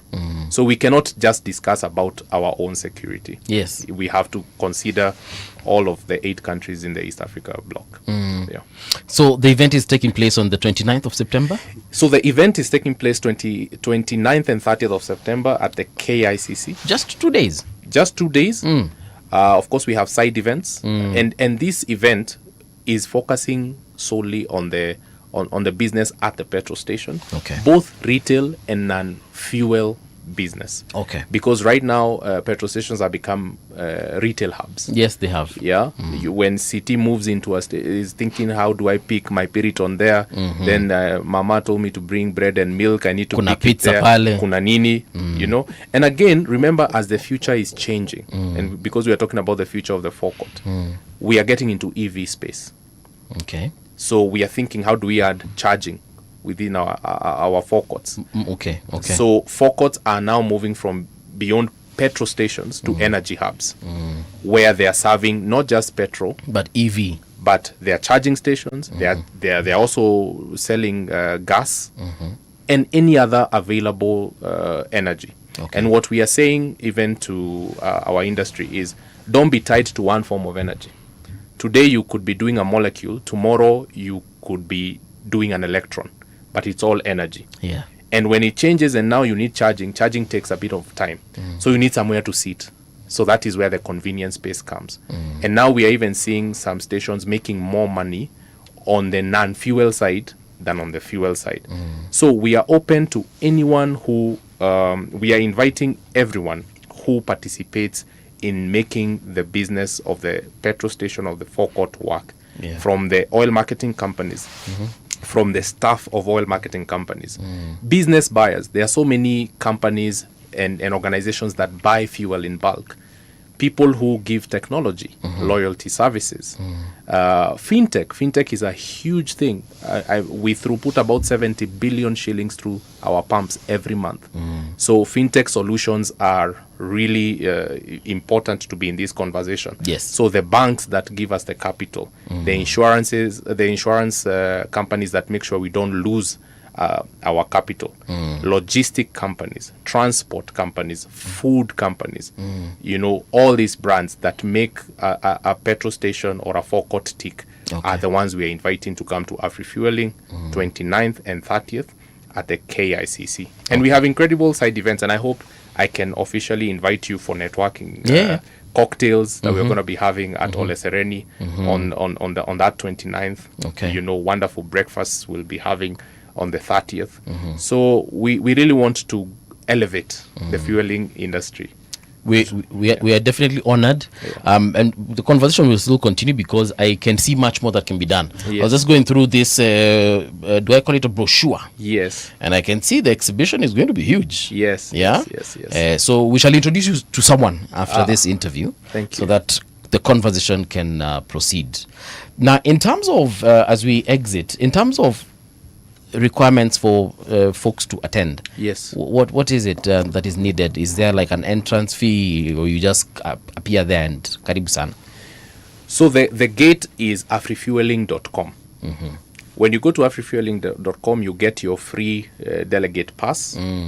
there are sessions that are just for dealers, only people who run petrol stations. Those ones we have to vet properly and make sure that only dealers get into those sessions, because they are very key for sessions. For sure. But for exhibitors, you come in and book your booth. I think we still have a few. All right. And one of the interesting things we are doing, we are putting the whole petrol station inside KICC. We are building the whole thing inside there. So if you want to come and put your brand in a very premium spot, there is an opportunity there. If you'd like to sponsor an event, we have partners like the Ministry of Energy and Petroleum. Our cabinet secretary is the one who will open the event for us. We have partners like the Energy and Petroleum Regulatory Authority. We have OTEC, Oil Technical Exchange of Kenya. We have Oil Marketers Association of Kenya as partners. We have East Africa Petroleum Tankers Association. We also have Tanzania Petrol Station Owners Association, which is called TAPSOA. We have the Kenya Private Sector Alliance. Uganda wakuji? We have companies coming from Uganda.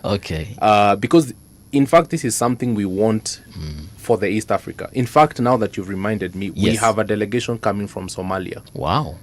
Even their government saying we want to see what we can bring into Somalia. Somalia is rebuilding, and we want our people to experience what they're experiencing when they come to Kenya. Rwanda? Are there any people coming from Rwanda? Yeah, we have a few companies coming from Rwanda. Remember also, most of the companies that operate in the East Africa region are Kenyan based.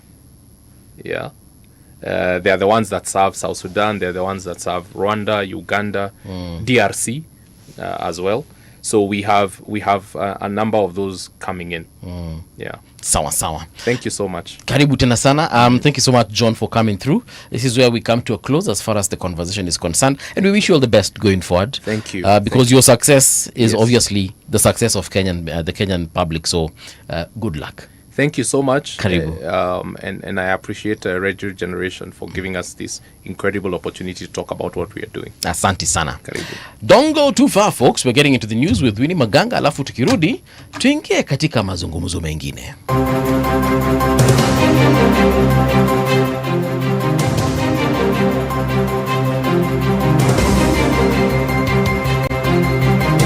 This is the Radio Generation News. Good morning, I'm Winnie Maganga. Police have arrested a procurement officer in connection with the alleged theft of 675,000 from Mwai Kibaki Hospital Annex KNH Othaya in Nyeri County. Detectives from Serious Crimes Unit arrested Bernard Mutegi in Chuka over claims that he used fake delivery notes and payment vouchers to facilitate payment for aprons that were never supplied to the hospital. The case has been approved for prosecution, while Mutegi facing charges of conspiracy to defraud, making a document without authority, and stealing. He remains in custody, awaiting arraignment.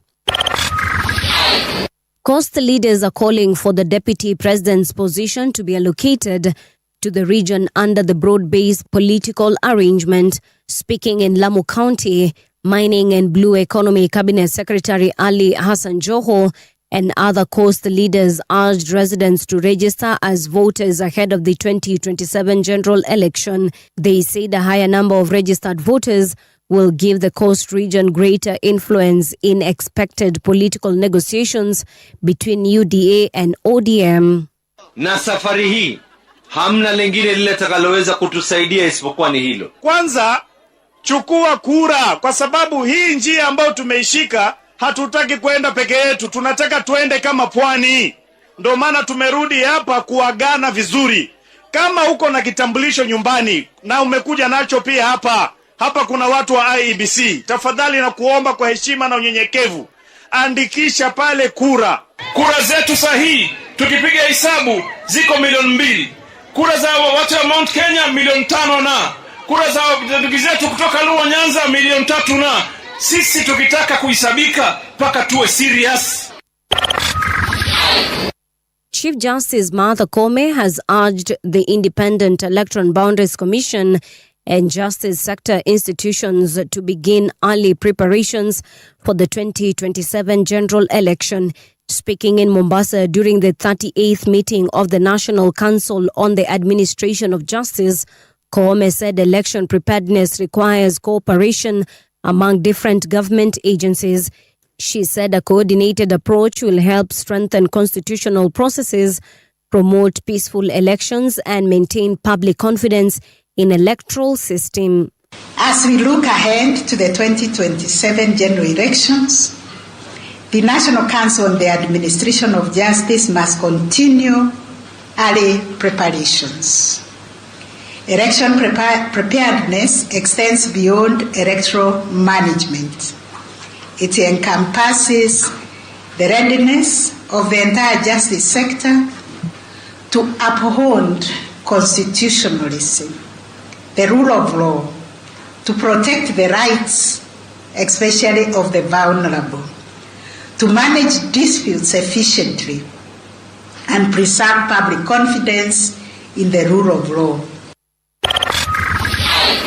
Chad has announced plans to withdraw from the International Criminal Court, becoming the latest country to leave the tribunal. The country says the ICC has been ineffective and unfairly focused on Africa.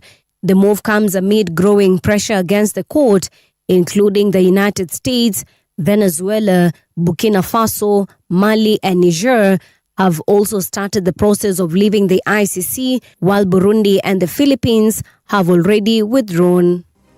And that's the truth on Radio Generation. Good morning, I'm Winnie Maganga.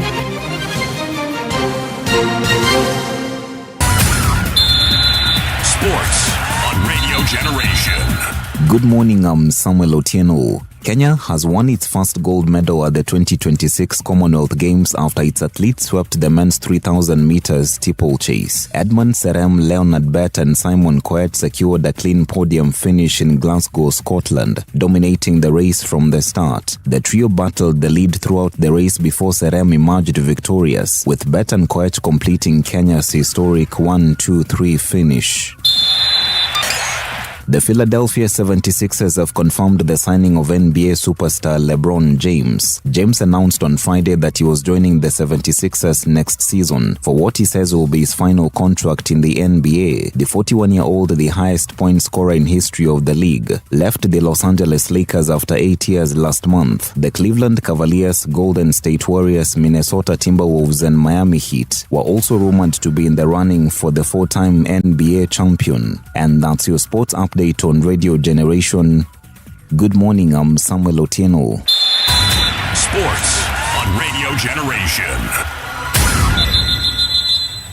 The views and opinions expressed on this program are those of the guests and do not necessarily reflect the views of Radio Generation. Radio Generation assumes no responsibility or liability for the interviewee's views. This is Radio Generation.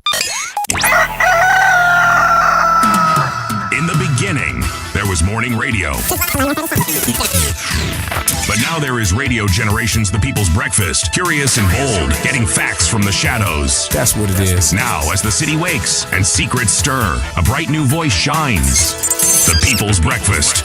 Your morning, your voice, your journey. Good morning. Good morning, my neighbor. Welcome to the home of hard truths and bold insights. Radio Generation. A very good morning to you and welcome back to Radio Generation. It is now 8 minutes past 8 o'clock. How are you doing? Kuna watu nimeona hapa hivi wameshaingia and thank you so much for coming through. Mwe amesema good morning CT and movie. Well, good morning to you too. Afri-fueling wamesema wako locked. Asante sana Afri-fueling. And they have reminded us that the date is 29th to 30th September at the KICC. Now wakasema call them for more details. Right now though, in this particular hour, we want to get into a conversation around it's politics basically. But we are now stretching it a little bit and making it Africa-wide. We have with us the Associate Dean Research and Postgraduate Studies at the Faculty of Arts and Sciences, Social Sciences, University of Nairobi. This is Dr. Kenneth Ombongi, OGW. Daktari, good morning and welcome back. Good morning, Mbuvi. Nice to have you. Oh, great to be here as Orwell's radio generation. I don't know what generation is that, but I hope I will know it with some after some time. It is all generations. It is this generation. It is cross-generational. Oh, it's cross-generation. Yes. Nowadays we have Gen Z phobia. Yeah. So when you talk about generation, we think about them. But nevertheless, it's good to learn that the dinosaurs like myself and City here, we are also included in that. Yeah. But also, Doctor, if you think about it, it is all, you can look at it as the new generation of radio. And by that I mean, nowadays radio is audio-visual. People can see you on radio. Ah, okay. As opposed to just previously hearing you and they don't know, are we talking to a black man, a white man, a tall man, a short man, a wide man, a thin man? Now people can see you. So this is the new generation of radio. I think that is really new because I grew up at a time when the transistor radio was the only means through which we could get to the world.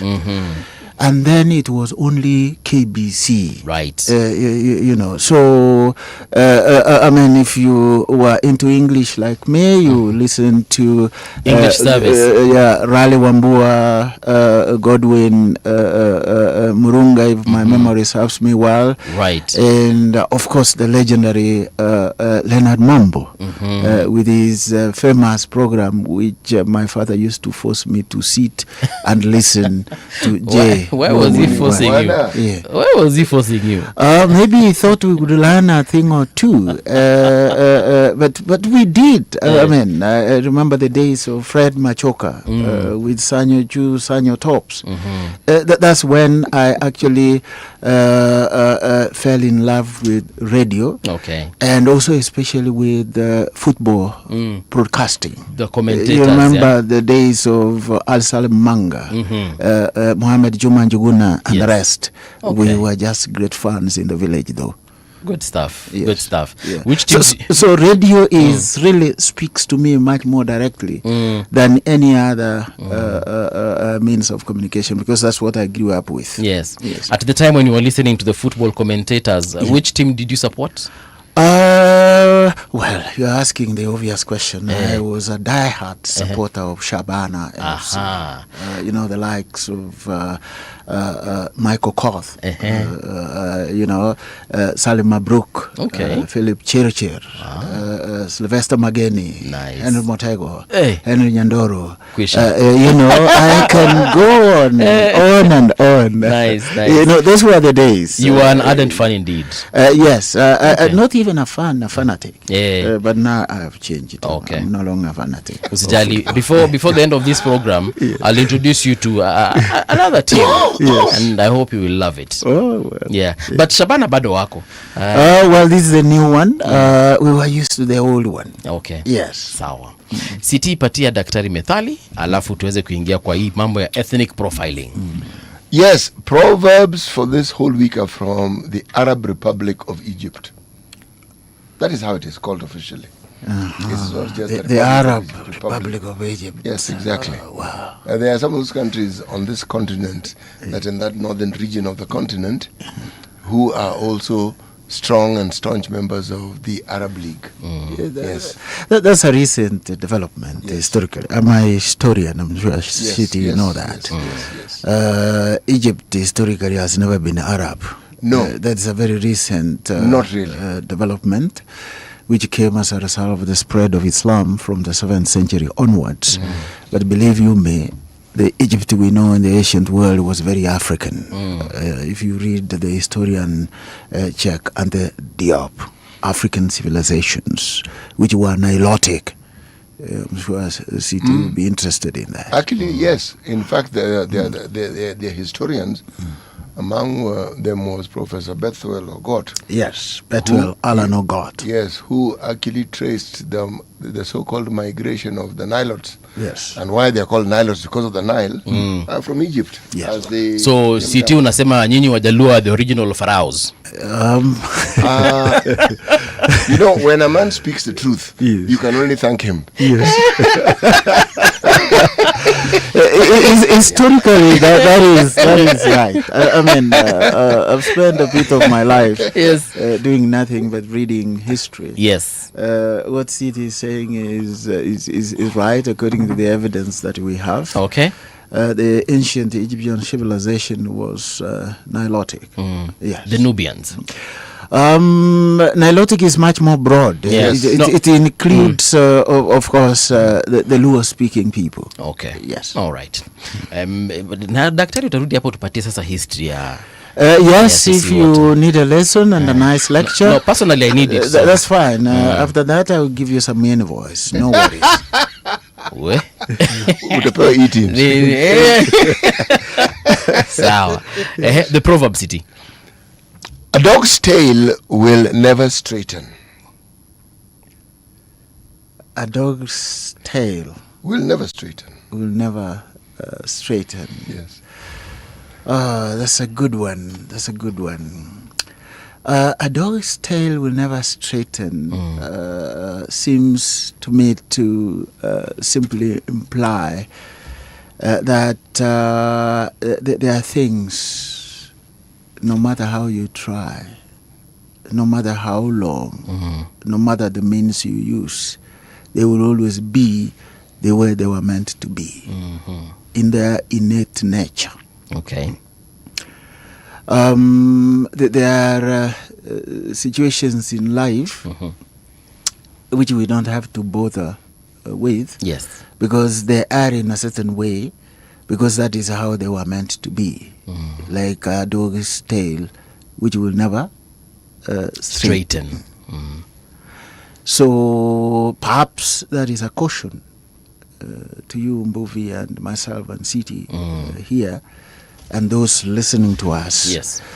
That sometimes it is futile to try to change that which cannot be changed, because that is their innate nature. That is their natural state. You better try your energy in doing other things that will actually bring you some more meaningful kind of productivity if you wanted. You know, a dog's tail will never change. And we have similar proverbs or sayings here. You know, they say, mutoto wa nyoka. Ni nyoka. Ni nyoka tu. Don't expect any meaningful change out of that. It's just like a dog's tail, which is always spent and wagging and doing all sorts of things, because that is how it is made. Very true. Yes. Okay. And I agree with you. I love that particular way, the way you've defined it, and we are in total agreement. Yeah. Ethnic profiling in this country has been a conversation that we, in my opinion, I thought at one point would die down, but it isn't. You know, now it's become a national conversation because of something that the CS for Health, Aden Duale, may or may not have said, because people are saying that he didn't call anyone hyenas. Others are saying that no, he just generally called them an animal. Others are saying that no, it's completely taken out of context. So first of all, what is your take on that particular situation with the CS? You see, in Kenyan political parlance or language, something is never true until it is denied. Okay.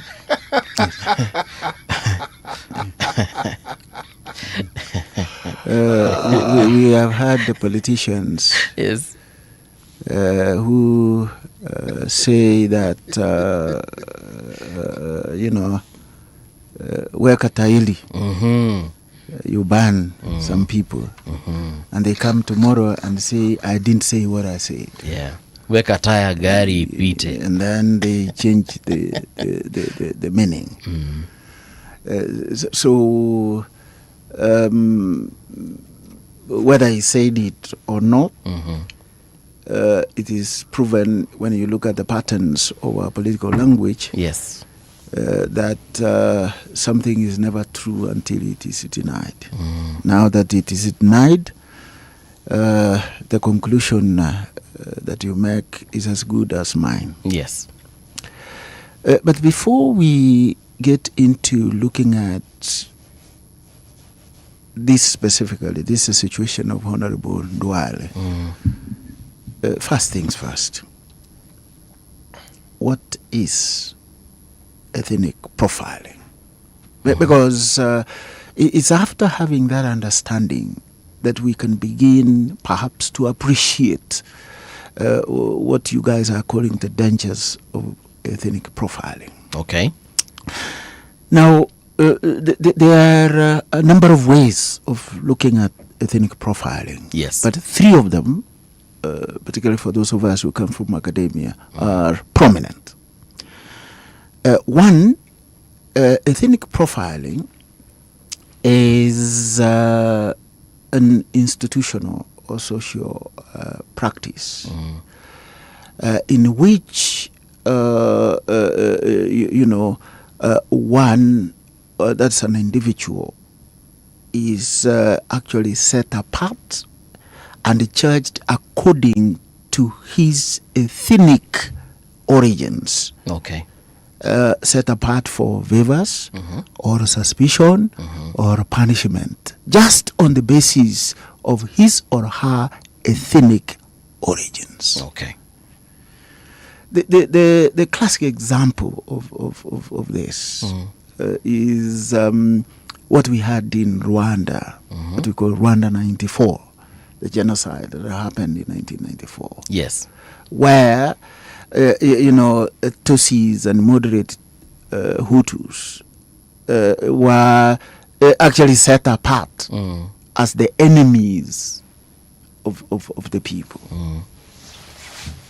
And they were isolated, targeted, and killed just because of their ethnicity. Okay.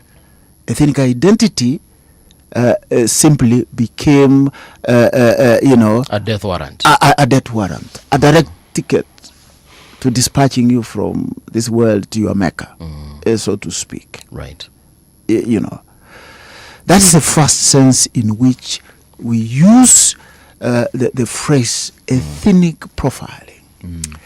The second one is when we reduce an individual into simply stereotypes of his or her community. Yeah. And earmark that individual because of the stereotypes we have about the community where he comes from. I come from a part of the world where some people think that we normally act before we think. Okay. We are very fast. In fact, one historian describes the people of southwestern Kenya in the Kisii Highlands as preposterous. Is that so? Preposterous means, if Otieno Kajwang was alive today, he would say that is a big word. Kizungu kubwa, if I may use his language. Preposterous means acting without thinking. Some anthropologists described this group of people as constant irritants, to who it doesn't take a lot to provoke into anger. Did he provide evidence? Oh, well, stereotyping doesn't need evidence. In fact, it thrives on non-evidence. Exactly. It thrives on anecdote. I can't put it any better than CT has put it. It thrives on no evidence at all. Evidence, or if they have evidence, they have quash evidence to support such assassins. Okay. When then you reduce an individual into such a stereotype. That is when it begins to get wrong, and you use that as a way of assigning favor, as a way of creating suspicion, as a way of giving access to opportunities. Yes. That is another sense in which we use the word ethnic profiling. And there are so many examples I can give in Kenya. Okay. I'm telling you, my brother, there are places where you get into and the first letter of your surname will either make or destroy you. Will either give you access or deny you an opportunity. Am I speaking foreign language? No, tunakuelewa kabisa. There's a place you walk into and you say Amumbuvi. And the first thing is there is also another guy who looked at the dances of different groups in Africa. Then he described the Akamba dance in a very interesting way. I don't know whether I can say it on air. Yeah. The horizontal gyrations that have vertical intentions. We get you loud and clear. You know that? Okay. So that's familiar. Yes. The third one, the third sense in which we use the phrase ethnic profiling is a situation where you kill nationhood completely. Yes. On the altar of cultural identity or racial identity or any other identity. Yes. The classic example we can think of is apartheid South Africa, where the race you belonged to determined where you lived, the school you went to, yes, the opportunities open to you in life. And what they created in that part of the world is simply not a nation. It is something where a philosophy called apartheid dominated. Your ancestry gives you a livelihood. It gives you access to what will support your life. Yeah. Gives your children access to the kind of education that they have, the university they go to, the schools they go to. That kills nationhood. And presents a situation where an equal citizenship is a norm, as opposed to issues revolving around justice, inclusivity, and creating an environment where somebody is judged not by the color of their skin, but not by the ethnic community they belong to, but by the content of their character and their abilities and their achievements and their performance. That's the last sense in which we use the term ethnic profiling. Okay. Let's come back to directly the question you asked. The unfortunate situation that we have in our country is one where ethnicity has become a norm of understanding situations, understanding communities, and sometimes actually giving access to opportunities. Okay. In this life. How so? I have lived long enough, my two brothers in the studio, members of public listening to us, to say without any fear of contradiction that ethnicity is a danger to our own country. I've been to places, without naming names for now, that my surname Ombongi determines whether I will get audience or not. The only advantage I've had in quotes is sometimes they confuse because I'm a mighty O. I can either belong to Obama's, all right, or I can belong to the Highlands. Okay. I've been in a place where somebody thought I don't come from the islands, I come from around the lake. And I got very nice treatment, only for him to discover later that I don't speak his language, what he expected me to speak. But I had already gotten what I wanted. I was qualified to get, not simply what I wanted. Okay. What I was qualified to get. It's a very and many young people today can tell you that there is a sense in which your experience, your ability to form, your technological know-how doesn't matter anymore. It is quote unquote technological know-who. Who knows who has a tall ankle than the other. Isn't that familiar? Am I talking a language that is foreign to you guys? It is very familiar. That is why, if truly Honorable Aden Duale, yes, our CS for health, said what he is quoted to have said, that is now denied. And you remember what I said about denying in the beginning of this conversation. Yes. It's a very unfortunate thing coming from the level of a CS. Of a CS. You know, when we were formulating the constitution that we have now, which we consistently called new, but it's becoming old now, 2010, we recognized that ethnic profiling is a problem among our midst. That is why we created a constitutional body called National Integration Commission to look out for such things as this idea of saying, oh, so and so is Aina, so and so is Nyangau, so and so is, you know. Yeah.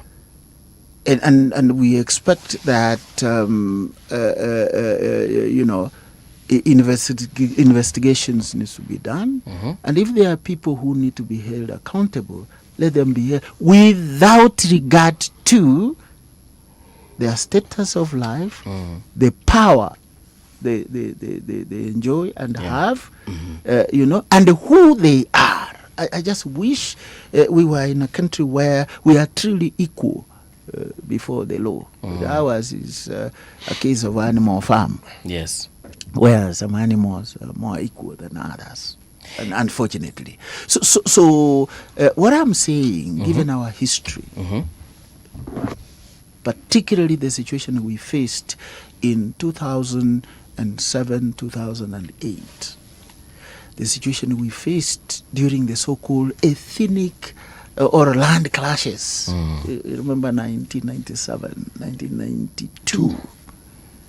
I was a very small I boy. have relatives scattered all over the country. Because of that? In Molo, in North Rift, and virtually every part of the country.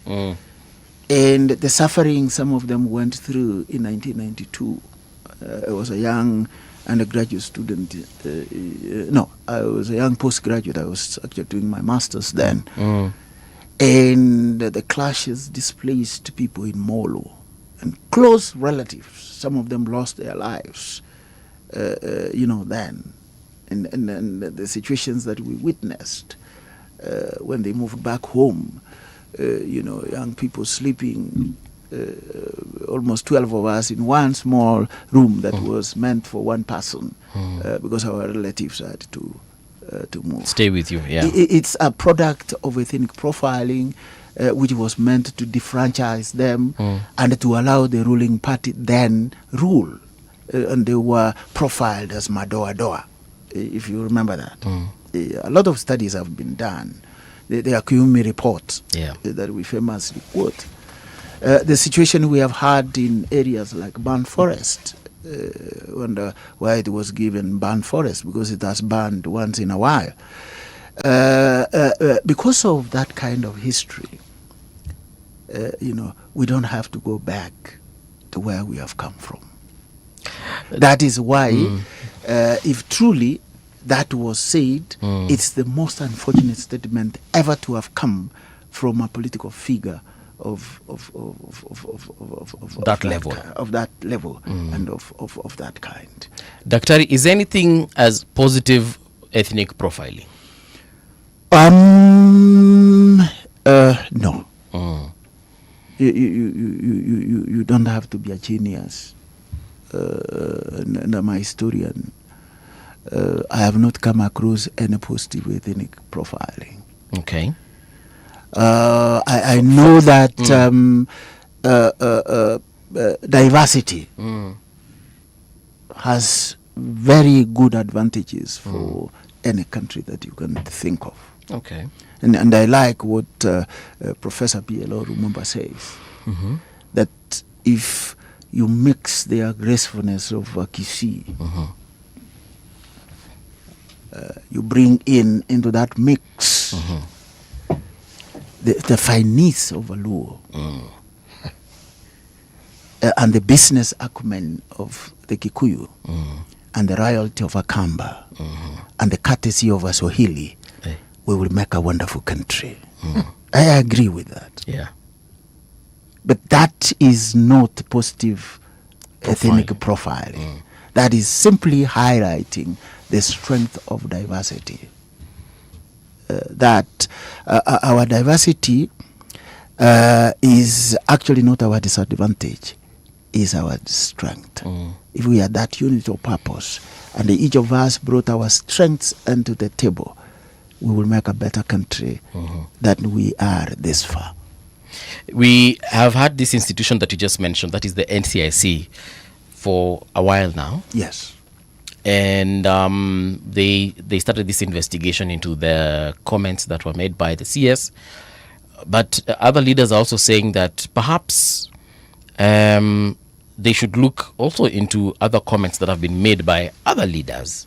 And of course, Rigathi Gachagua was mentioned, and perhaps many others. So what are we saying? Are we saying that we are also profiling certain leaders when it comes to, directing what can be considered caution or warning or punishment? You see, no amount of excuse, no amount of justification will actually lessen the damage that some of our leaders make in their pronouncements about individuals, about communities, and also about situations. What we are saying, let everybody face the law, regardless of who that individual is. The National Integration Commission, and it's headed by somebody I personally respect, the Right Reverend Omai. Let them do their job. If Honorable Gachagua has done something wrong and said something that contradicts the political decency, the laws of this country when it comes to integration, let him be held accountable. If Aden Ndwale has done that, let him be accountable. If Kenneth Mbongi has done that, let him be held accountable. If Siti Muga has done that, let him be held accountable. Right. If Mungala movie has done that, that is exactly what we are saying. Apply the law across the board. Nobody is above the law, ideally. Thank you. But unfortunately, the situation we have is as if our political leaders are actually demigods. They have gotten away with many, many, many things. The question is, do we want to allow that to continue? We hold the National Integration Commission into account.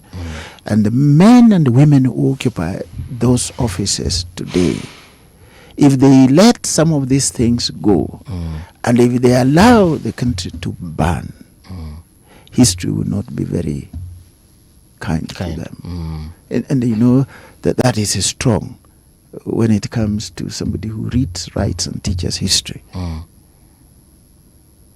So, Daktari, let them raise up to the occasion and save the country now.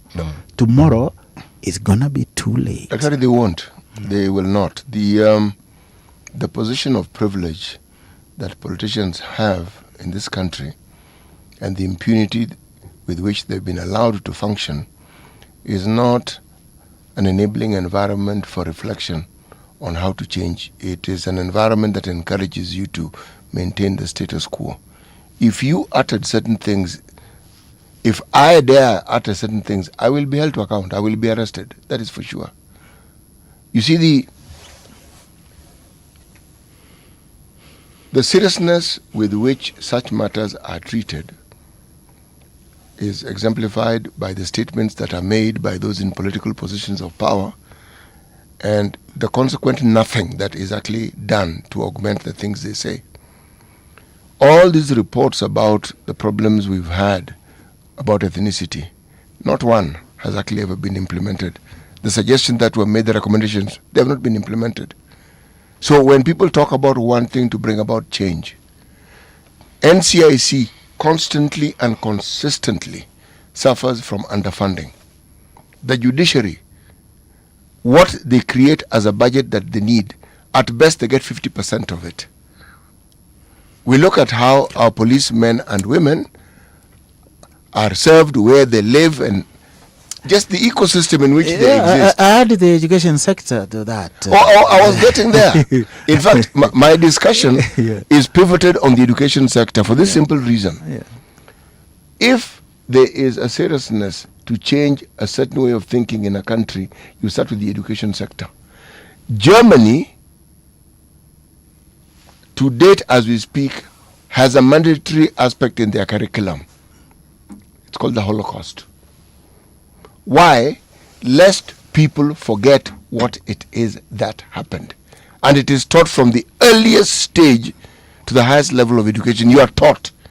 Now, if the education system doesn't mirror the things that we are discussing here in theory, then it means that the pursuit of benefiting from our diversity will constantly remain the pursuit.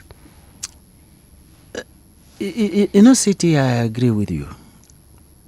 We are long in analysis, but very short in action and implementation. In fact, if you are a foreigner in this country and you are dropped here and taken to the room where reports are stored about post-election violence, about integration, about policies that we have had, you will not think that we have a problem in this country. I'll give you an example. I spent about 4 years. That's the time I took to do my PhD at the University of Cambridge in the UK. And I was doing something on the history of malaria control policy in Kenya. The amount of reports that I read in our Kenya National Archives, in the library of the Ministry of Health, and the history of those reports, in the Welcome Library. You know the Welcome Library? Yes. You will not think that malaria is a problem in Kenya. But today, the estimates, the epidemiological estimates are that out of every 1 minute, just 1 minute, 10 people die of malaria. 1 minute, 10 people die of malaria somewhere in the world. And of these 10, 8 are from sub-Saharan Africa. Yeah, and of these 8, 5 are children between the ages of 0 and 5. In Kenya alone, the malaria morbidity, that is the death, is over 2,600 people in a year. The incidence could be higher. But the reports I was working on, if I was from another country, will clearly indicate that this is not a problem. We are long in writing reports, long in analysis, and we talk this nice king's language. It used to be a queen's language, it's now king's language. Right. But we don't do much. And that is exactly what is affecting the issue that we are speaking to this morning. But we have had examples before that demonstrate that if our top leadership in the country changed, the country will change. You remember John Njoroge Michuki? Yes. The former minister for transport? Yes. And then later on, environment? He came in and said, enough is enough. We are going to streamline the matatu culture. Didn't he do it? He did. Speed governors and seat belts. Seat belts. Uniform. Uniform, yes. And then the cartels conspired, and Michuki was transferred to transport. They thought they are throwing him away. But then, you know, when you throw a monkey to the forest, you are taking it home. He went to environment. Yes. Within a short time, Nairobi River was cleaner than we have ever seen it. We now have a small park behind Kijabe Street. Called Mishuki Park. Called Mishuki Park. Come on, guys. I remember the legendary Simeon Nyachai, the man who was the first one to institute the head count of civil servants. And for the first time, they discovered that quite a substantial group of people were ghost workers. He is the man who realized that people were misusing government vehicles. In fact, some of them could go and use them to plow their gardens. They use the Land Rovers and plow their chambers. Instead of the ox cart. Yes. And he introduced these differences in numbering government vehicles. The colors. The colors. The green, the blue. Yes. The blue parastato, the green local councils, and the municipalities. Yeah. And for the first time, there was some order on the utilization of government vehicles. I'm saying this because I was once deputy transport officer in Kilimo House many years back of the Ministry of Agriculture, Livestock Development and Marketing at the time. Yes. I was the DTO, in a ministry that I had the highest number of vehicles, only second to OB. So what am I saying by giving these anecdotes, examples of lived experience? What we are advocating is doable for as long as it begins from the top. Yeah. City, I think it is from your village where they say fish rots from where? The head. The head. That's it. There's a comment here, if I read it as we continue. Yes. Boaz Waruku amesema jambo Daktari Ombogi, thanks for great insights and correlation with South Africa. Indeed, colonial Kenya's education system was apartheidified. As European girls and boys, Asians had their own schools. Okay. You see, racial discrimination in the education sector was the in thing in Kenya's colony. The people who were meant for education were actually the children of the settlers. They had the best of the schools. Yes. Set aside for them. What we call now Kenya High School. They were called high cost schools. Yes. What we call now State House girls. Yes. Nairobi School. Nairobi School. Lenana. Renana. Name them. They were meant for the children of the whites. Okay. Next in that cadre were the Indians. Their school was called the Duke of Augusta School. Today is Jamhuri High School. Now, nobody in Kenya's colony wanted an educated African. Oh, I was actually waiting for you to tell us what our schools were. No, I'm coming there. The kind of education that an African was exposed to was one that transformed him into one as a subservient subject of empire. In the service of the king or queen. Yes. Whatever time it was. Okay. You know. And the education given to us or to our forebears needed only to give us what they call the 3 R's. Basic reading, basic writing, and basic arithmetic. And if you read anything, then you read the Bible and read British history.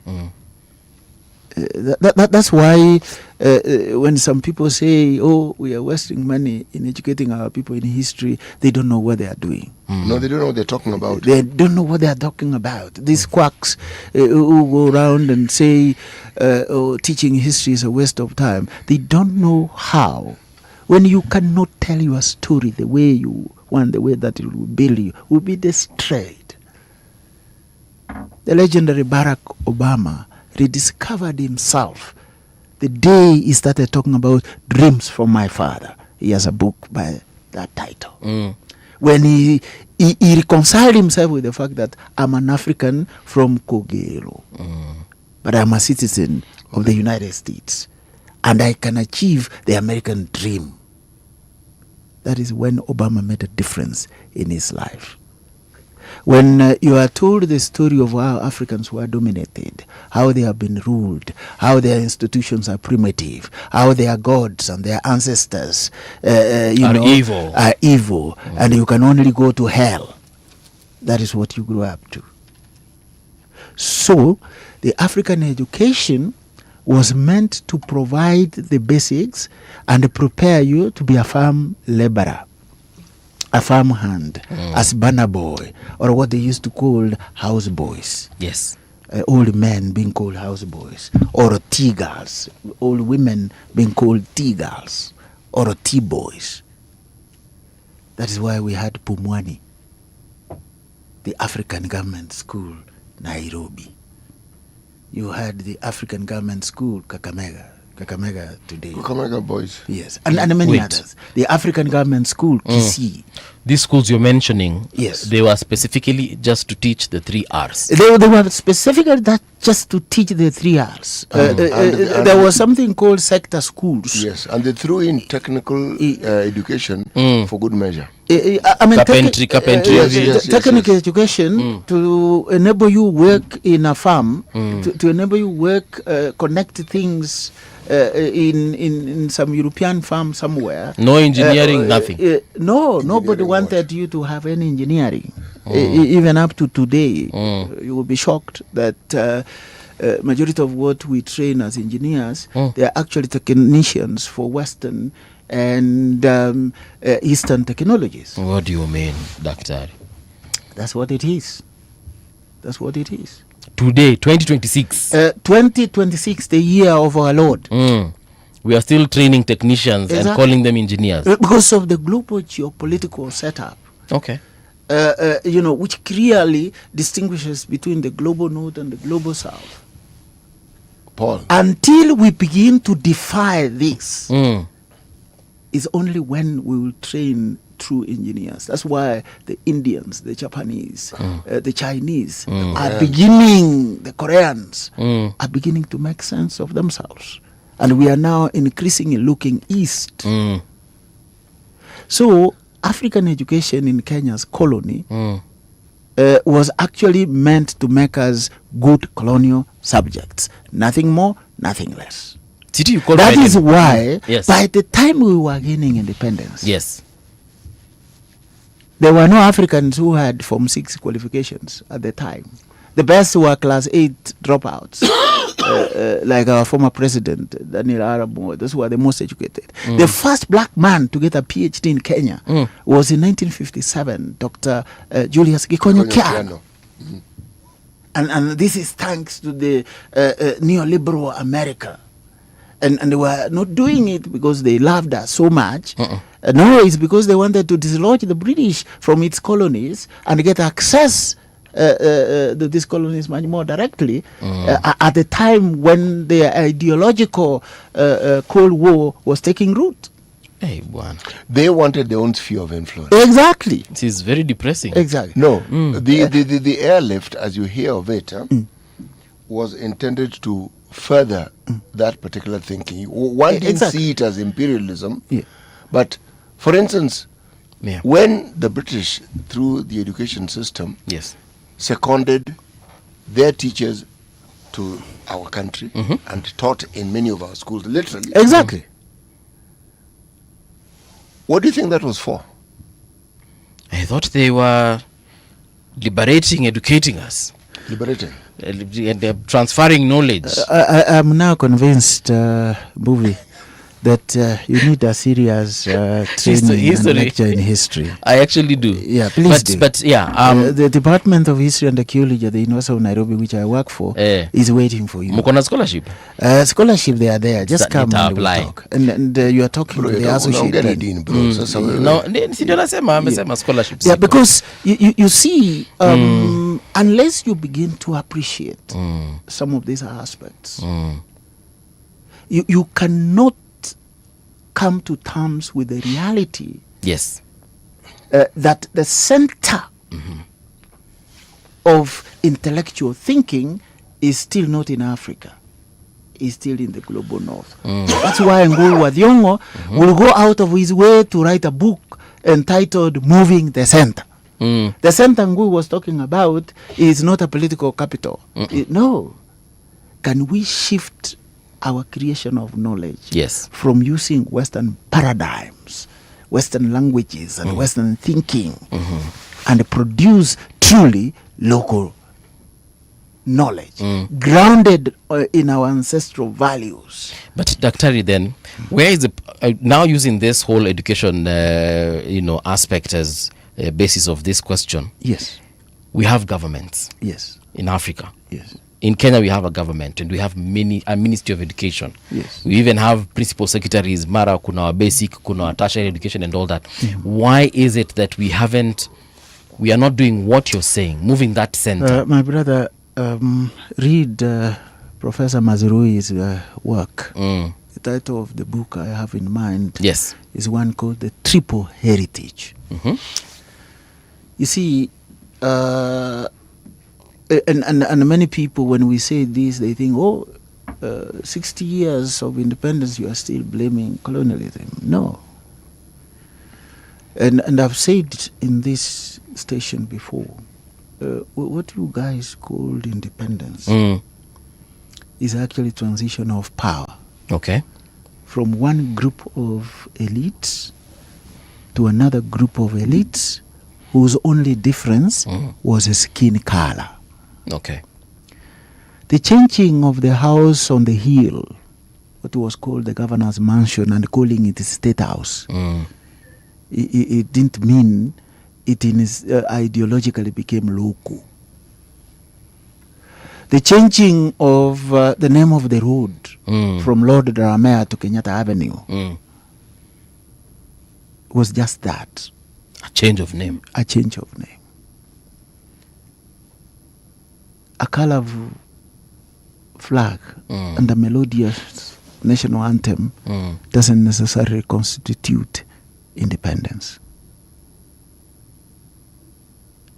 What we had in the first decade of our independence was actually to create more room for these colonial institutions to continue to thrive. And Mazurui says, this is the context in which I was quoting him, that what happened is we took over the Western institutions the way they were and prodded them and nurtured them. And what they produce is nothing than what they were meant to produce Yeah. during colonialism, at a time when we purport to have power. Not the power Dr. Uburu talks about. Yes. You get that? So the more things have appeared to change, the more actually they have remained the same. I'll tell you that for free. Remember, Paul, given our discussion for this hour, which was profiling, look at the colonial mindset and how it is they set boundaries and how it is they demarcated what we refer to as ethnic groups, which were in effect kingdoms. Yes.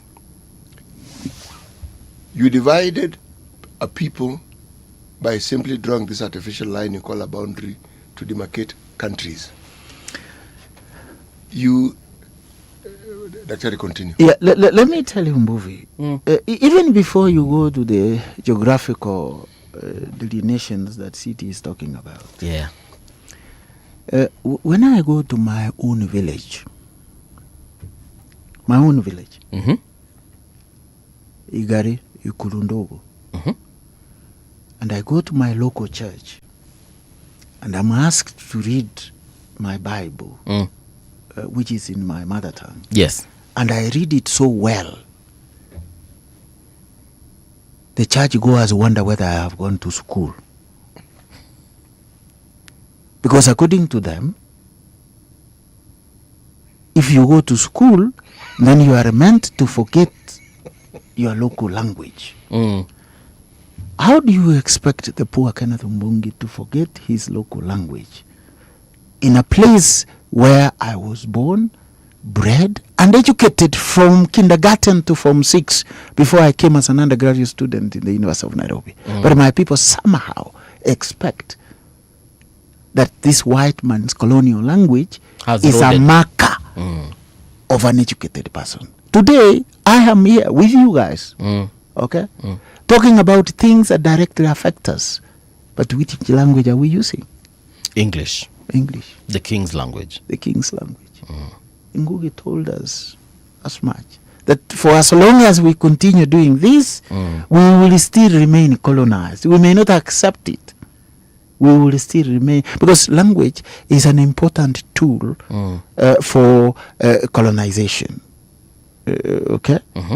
Because there are things even up to now in my own language that English is not enough to express. When I try to translate them, it doesn't come out. Yesterday I was talking to a group of people, and I said, in my village we say, I quoted a proverb. I said, you know, ekebusi enjome nkelikoli mbeba yebwateraneti. Literally, that translated to English is that a clever cat doesn't eat a pregnant rat. You get that? In Tanzania, they say paka mwenye malengo akuli panya mjamzito. That's a proverb in my village, and they can be replicated. And I was talking to people who I think they need to know that. But they are like, what are you saying? I mean, you see, what our education system, because of what we have carried on, has not fundamentally served the interests of this country. And I'm from the education sector. So that is the paradigm we are saying we need to work towards shifting as a country. As an individual, we can do our small bits and pieces. Yes. The hummingbird mentality that we got from Professor Wangari Maathai. But then, things work well when they begin from where? The top. From the top. I'll give you an example. When Professor B. Ogot took over the chairmanship of the current Department of History and Archaeology in the university in 1964, no African history was being taught. And Ogot said, enough is enough. Today, we have African and Kenyan history as core courses in our syllabus. Okay. The misfortune we have done is, with the deepest respect to our thinkers in our education system who have brought in the so-called CPC. Thinkers, you say? You can use it in quotes if you want. CPC and the rest. I do not agree with the kind of segregation they have tried to put. Because a young nation like ours, if we don't teach our engineers our history, we don't teach our doctors our history, we don't teach our geographers our history, we don't teach our accountants our history, we will completely get it wrong. Okay. Ask anyone who is our age, anybody who is your age now, whether they are engineers or they are mathematicians, they have now gone back to read history. I've spent time to teach British medical students history of biomedicine in Africa. But if I'm seen closer to our medical training class, people will wonder what has gone wrong. Have you lost your way? Have I lost my way or have I lost my head? It could either be either you have lost your head or you have lost your way. That is what I'm saying. It will not serve our interest. Today, we are talking about STEAM. No country has developed. You can take that to the bank, and I think the banks have opened just on the basis of STEAM. I teach history of the transformation of South Asia. That is generally India. I teach history of transformation of East Asia. They started with their cultural revitalization. First, their history, their identity. First. Identity. Instead of talking about STEAM, let's talk about STEAM. Science, technology, engineering, arts, humanities, and mathematics. If we do that, we'll get it right. Now, I'm not a prophet. I'm too young, according to my cultural orientation, to be a prophet. But I can foresee that there are ways in which we are not going anywhere with the current overemphasis of STEAM. An engineer who is not rooted in our cultures will be a sellout to other people's technology. Daktari, wakati umetupatia kisogo na umetuondokea kabisa, but thank you so much thank you for this conversation, and as always sinakumbuka tulikwambia utakuja na umekuja. Yes, utarudi tena. I am expecting you to come so that we teach a bit of history. Scholarship, because that is our business. Scholarship is not an issue. The president has said education in the country will be free. He said fully funded. As somebody from academia, I want to believe and challenge the president to live up to his word. So Mbuvi, you are going to be my next postgraduate student on government funding. Because the government has, the president has given that vow that he is fully going to fund university education. Ushasema daktari. Shukran sana. Thank you very much. Folks, here's the news.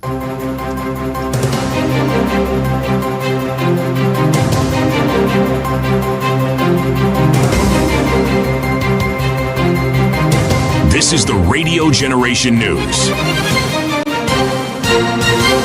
Good morning, I'm Winnie Maganga. The Independent Electoral Boundaries Commission has started the search for a new commission secretary and chief executive officer.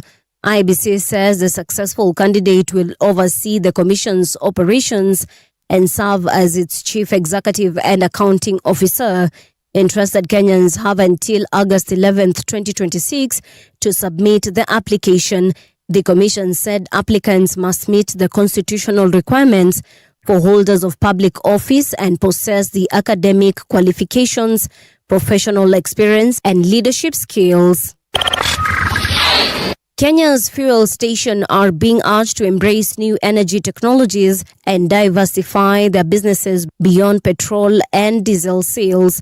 Petroleum Outlets Association of Kenya CEO John Njogu says the future of fuel stations lies in alternative energy, digital payments and other services. Speaking on Radio Generation today, Njogu said many stations are now earning more from non-fuel services than fuel sales. We are saying even to our industry is don't be tied to one form of energy. Today you could be doing a molecule, tomorrow you could be doing an electron, but it's all energy. Yeah. And when it changes and now you need charging takes a bit of time. So you need somewhere to sit. So that is where the convenience space comes. And now we are even seeing some stations making more money on the non-fuel side than on the fuel side. So we are open to anyone who, we are inviting everyone who participates in making the business of the petrol station of the forecourt work. Yeah. From the oil marketing companies, from the staff of oil marketing companies, business buyers. There are so many companies and organizations that buy fuel in bulk. People who give technology, loyalty services, fintech is a huge thing. We throughput about 70 billion shillings through our pumps every month. So fintech solutions are really important to be in this conversation.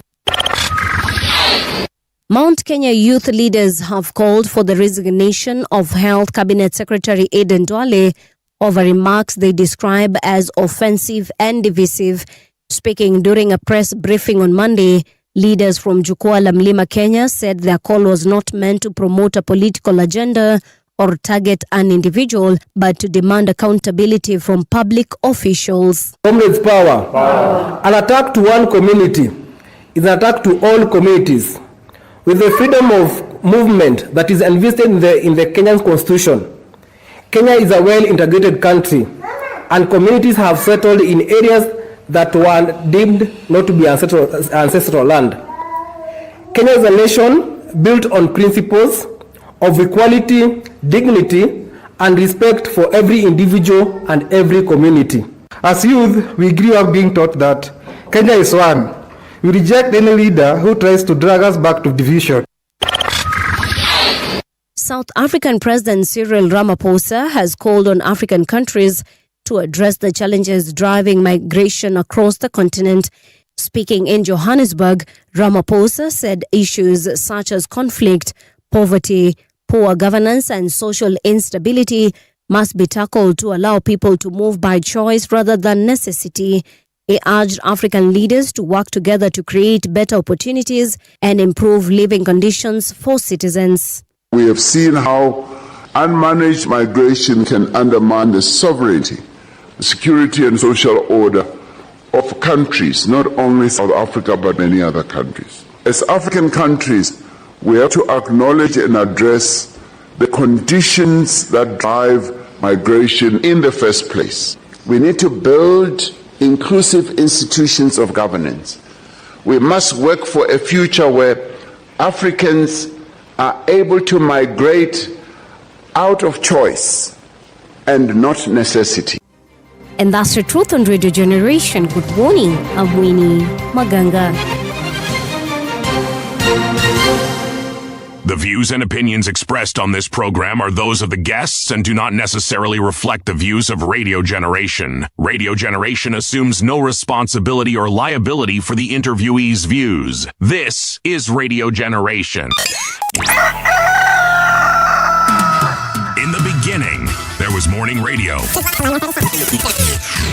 But now there is Radio Generation's The People's Breakfast. Curious and bold, getting facts from the shadows. That's what it is. Now, as the city wakes and secrets stir, a bright new voice shines. The People's Breakfast. Your morning, your voice, your journey. Good morning. Good morning, my neighbor. Welcome to the home of hard truths and bold insights. Radio Generation. 12 minutes past 9 o'clock it is. This is Radio Generation, the People's Breakfast. My name is Mungala Mbuvi. Na kama K. I think nahitaji kahawa. Yes, we are in that last hour, and kama kawaida nasemanga, this is the best hour because we are talking about freedom and the fight for democracy in Kenya and beyond, and why giving up is not an option. What do we mean? We have Pan-Africanist and activist as well, Sayalel Mankuyo. Sayalel, good morning and welcome to Radio Generation. Good morning to you. Uko fiti kabisa? Niko salama kabisa. Sasa before ni tuingie kwa maneno ya abduction na kuarestiwa na kuwekwa kwa Subaru, City yako na methali. Methali atakusomea, alafu wewe utatuambia what you think about that methali. Okay. Si iko sawa? Niko sawa kabisa. Cheza kiwewe City. Niko tayari kwa methali. Our proverbs for the whole of this week come from the Arab Republic of Egypt. Misri. Misri, yes. A dog's tail will never straighten. Let me repeat it. A dog's tail will never straighten. Yes. Okay. So I think hii methali inatuambia kwamba na when I try to connect with whatever we are trying to do, we are trying, it means that a dog tails, it will never be straight. Lazima ikuwe wapi? Lazima ijikunje. Ikuje kitu kama C, something like a C. So according to that methali inamaanisha kwamba with whatever we are doing, we have been trying to make things to go straight, but they have never gone that straight that we have been fighting for. So it means even if that tail has never been straight, but the dog always try to straighten that tail. So it is either arudisha pale nyuma ama ekelea pale isimame wapi? Isimame juu. Yes. Okay. Yeah. Interesting. Yeah. Pia actually kuna one of our viewers City alikuwa ametoa pia version yake or rather translation yake, acha tu niisome. Imeenda wapi? Ndio hiyo nimeipata. Amesema tabia haina dawa. Yes, a dog's tail never straightens. That is his or her translation. This must be MC Tonje. You know what people normally do, and why your interpretation is good. You relate the proverb to your lived experience and to things that you understand, and that is correct. Yes. If you're an activist, what we call a freedom fighter, the lenses through which you look at very many things. Yeah. Kweli sana. Because that's at the heart of what you do on a daily basis. Yes. True story. So Sayalel Mankuyo, it's an interesting name. I actually love it. Yeah, this is a Maasai name, and for me, but I have an English name, and I was given that English name before I become conscious about the struggle or what my ancestors undergone. Because when I grew up, I was told that maybe our names are demonic, they are not good, and wait. Who told you? I went to church and I was told there are some names that are people demonize African name actually, even in the communities where you came from and whatever maybe I came from. You know how people treat African names. So if you have an African name, it is like sometimes even when someone calls you or address you using an African name, it is more like an embarrassment. So they should address you with an English name, and that is how you the community sometimes they call themselves it is some civilized. Or you can be treated maybe as someone who is learned, someone who is cool. But when you use this kind of names, maybe you can be called unschooled. So I dropped the English name. I still have the English name. Okay. But I'm trying. Do you want to share the English name with us? You'd rather not. Maybe you can share with you. Its name is Eric, but I've never even found the meaning. Yeah, I've never found the meaning, but I know the meaning. The first name, in fact, this is this is my surname. Sayalel, my surname, and Mankuyo is the family name. Is a Maasai name. Okay, you said the meaning. What is the meaning of Sayalel? Someone who is famous. That is the meaning of the name Sayalel. And then Mankuyo is a general family name. Okay. Yes. So you're the famous Mankuyo. Yes, I'm the famous Mankuyo. In fact, when he hesitated slightly to mention the name that he was given, the colonialist name, for a moment I thought he had one of these long Old Testament names. Melchizedek. Nebuchadnezzar. Yeah. I thought even me, you would take a break kidogo. But you never had a white people, or even the global north. to be liberal. You never had a global north people calling themselves with this African name. But why is it only African that we always going to grab their names? We are always going to grab their religion, their culture. What for? You know, we have our unique names. In the previous hour, part of our discussion actually moved in the direction of what you're saying. We're looking and saying that the imperialists had a very long-term plan. Yeah. And he understood that the only way you colonize person is not to forcibly put them in a certain direction, but to change their mind. So the first thing you do is you dismantle this person's identity. You see, our naming system was there for a purpose. Yeah, sure. Some people named children at the time of day they were born. Yeah. Bless you. Some names have to do with the season when certain things happened. Like Wambua, yes, rainy exactly. season. Yes. If twins were born, the naming would tell you this person was a twin. Yeah. Okay? So that is part of your identity. Now when someone changes that and says wachana hizo majina, where from this point onwards Winnie Johnstone. Okay? Now immediately your identity has been interfered with. So you look at yourself as Johnston instead of looking at yourself as Makau Mutua. Yes. You see? See, that's the difference. Yes. Because your name tells you something about yourself. John, you have to read and find out who John alikuwa nani, apart from being the apostle. Yeah. Okay? So the colonialists was clear in their mind about what they were doing. Very, very clear. Unajua kama tungekuwa tumecolonize wazungu vinyo walitucolonize. Imagine going to London, UK and meeting a white man called Sayalelman Kuyo Barrister. Wouldn't that be something? Yeah, that would be something. Anyway, thank you so much for coming. You have an interesting story. You were arrested. Nimepata mkiongea na producer. Tell us a little bit about that arrest. Yeah, I was arrested. Actually, I was the first person. I've been arrested. I've been an activist since 2017 and a Pan-African. By there, before I joined activism, local activism, or civic spaces here in the country, I was talking more Pan-Africanism more than the human rights in the country, in Kenya. I mean Kenya. So like now, I joined in 2017. Yeah. Then I was arrested several times. I've been arrested since 2017 several times, maybe in since a year. 2017? Yeah. Okay. I got arrested maybe 1, 2, 3, maybe in a year. 3 times in a year. Yes. So let me start by talking about my first arrest. So my first arrest, I was arrested in a place called Narok, in Narok. So, and I was charged with the Cyber Misuse Act. Okay. So that was the time I tried to question the governor who was in power. Then he went and talked with the DC. I don't know, they wrote the statement, blah, blah, blah. Then I found myself in chains. What was the challenge about? What was the question about?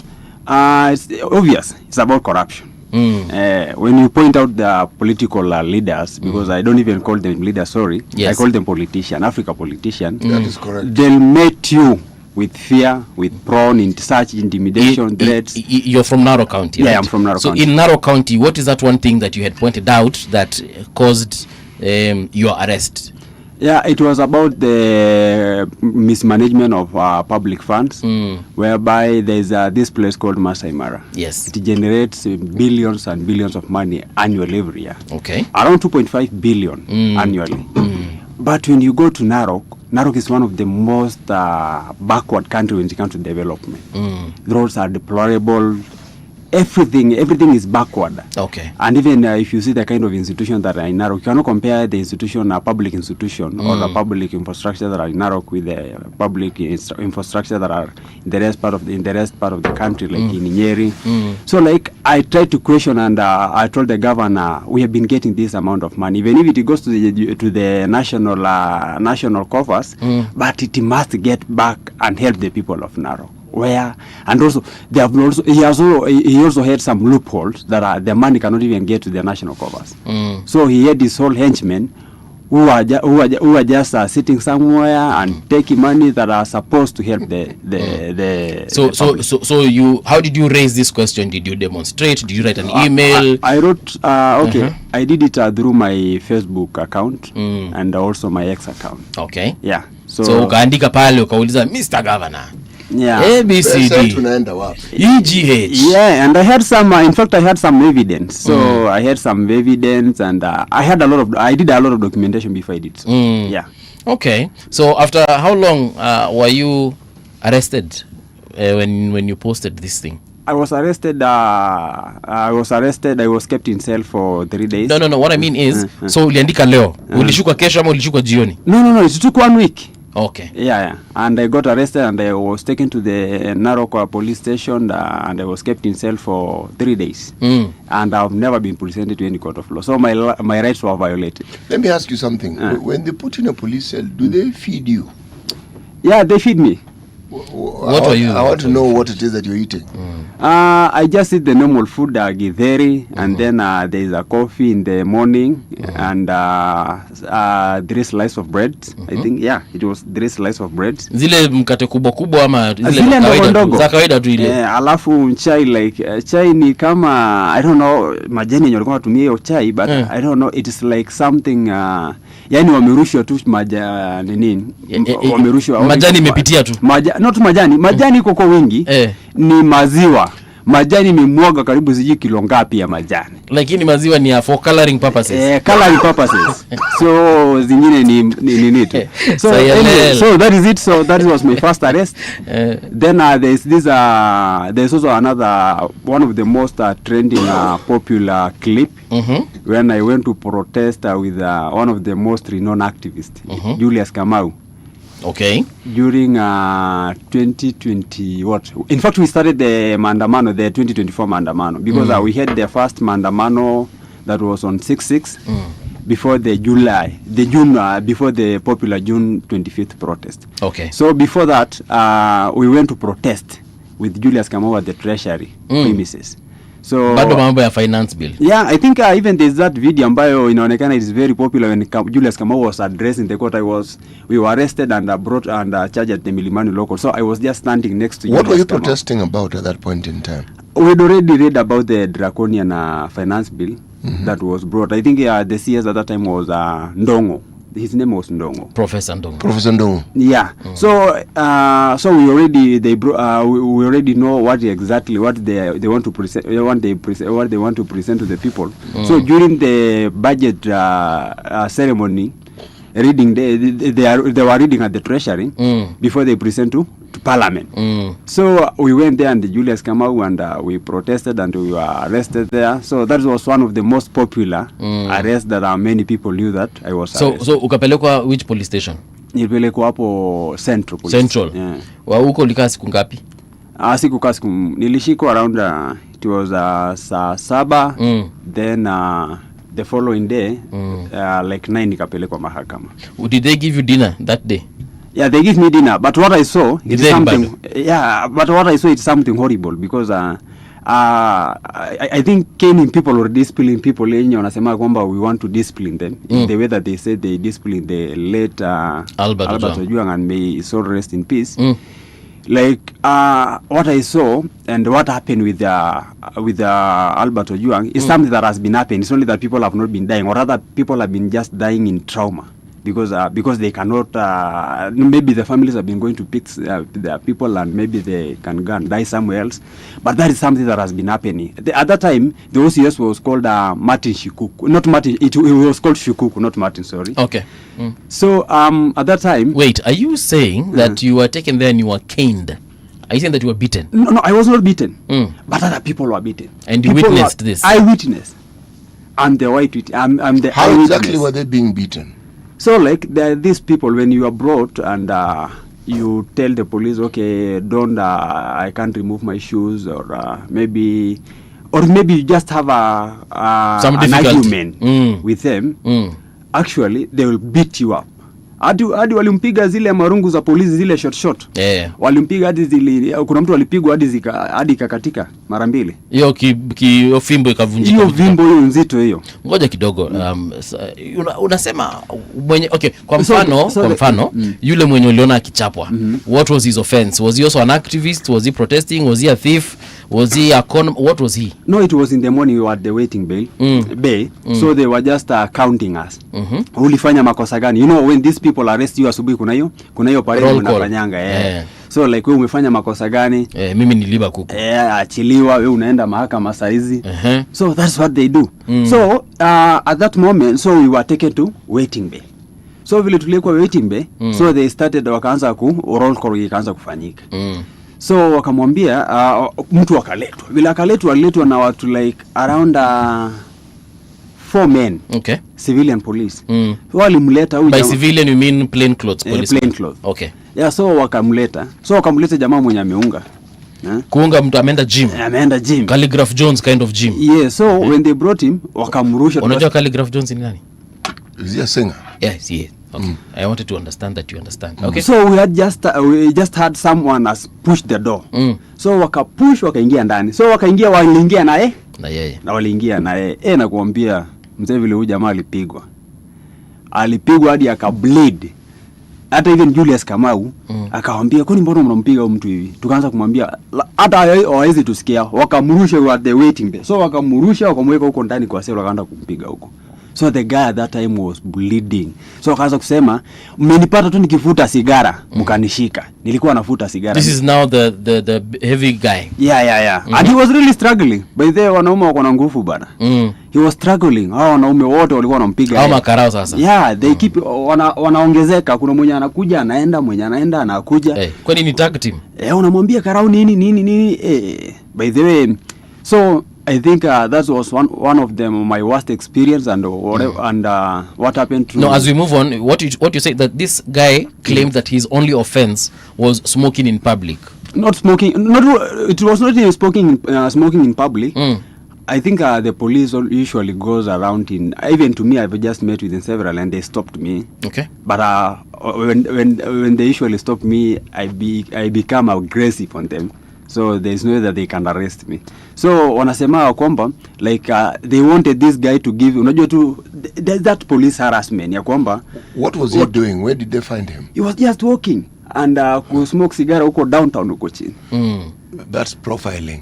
Yes. So like they wanted So his offense was loitering and smoking. Yeah, not even smoking, loitering. Okay. That was the only crime that he did. Usijali ni guest wa pili anaingia. Wewe endelea. So like I thought it was the police.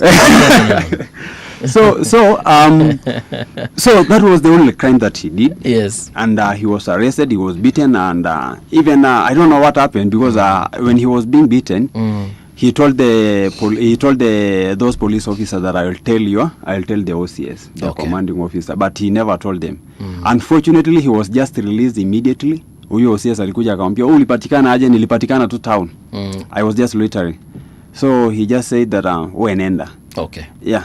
All right. So that was my worst experience that I've seen in the police station. I've never been beaten, though I've been harassed. Like for example, ukifika hapo kuna wale wenye sijui kinara lazima upigwe search and etc. But I've never been beaten there. All right. So you said you've been arrested about 6 times?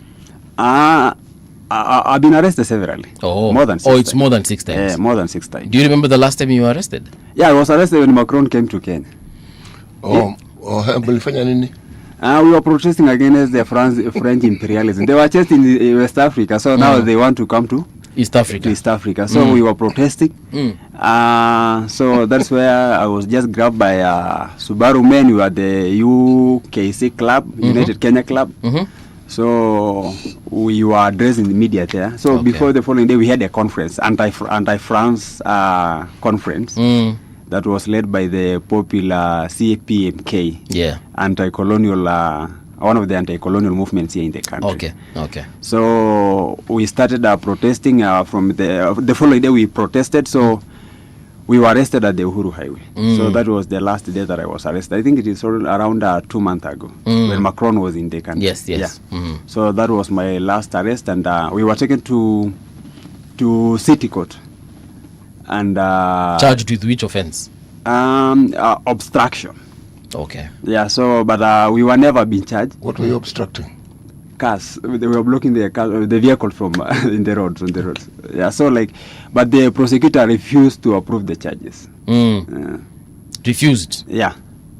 Immediately. Yeah. Nakasema tu achilieni hawa tu. Achilieni tu hawa.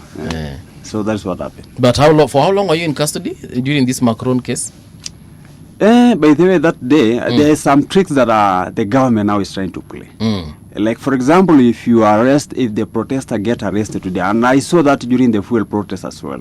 Because wakikushika, they kept you until kitu kama saa 10. Okay. So wakikuweka hadi saa 10, wanakupeleka mahakama. Mahakama unapelekwa kuna kesi zingine, unajua vile? Kuna kesi zingine. So kuna delay hapo. Kuna delay. So ukiwekwa saa 10, unajua obvious watu wanapelekwa industrial area saa ngapi? 5. 6. So by 5 you go to court, mnasomewa, you take plea, blah blah, guilty. After that or not guilty. So you have been given a cash bill. So to process that cash bill also take time to be given an invoice. Unaona? Or maybe umepewa nini, what do you call the surety. Surety ama your contact person. Okay. Saa zingine wanapea watu wawili. So our contact person, they must be there physically with their physical ID copies. So they took those delays. So walifanya hiyo delay, we were taken to city court at around 5. So their intention was us to be taken to remand. Industrial area, because they knew probably our watu hawezi lipiwa nini on time, bail, cash bill on time. And kama contact person hawezi fanya nini, hawezi kuwa ama system iko down, and most of the time system ya judiciary inakuwa down. I don't understand the reason to a system. Si kama Google yenye utaweza Google kitu saizi hapo unapata within a second. Lakini pale ni kama, I don't know how they do. I've never been there, but I don't know, but I think they do it intentionally. So ulienda Inda basically? I never went to Inter. We were just released discharge on the court. Okay. In the court, because the charges, the ODPP refused to. Umeenda Inda lakini? Nimeenda Inda mara moja. Okay. Nasikianga huko ndio mana bad man. Huko ni kubaya. Unapata kunguni sijui natoshana na nini? Kuna kunguni kubwa sana huko Inda. Kawaida kunguni inafaa kutoshana na nini? Hata sijui nisema. Mende. Mende inatoshana na mende. Unapata mtu mgongo, like mgongo imekuwa red, amekuliwa na kunguni. Akona vidonda huko.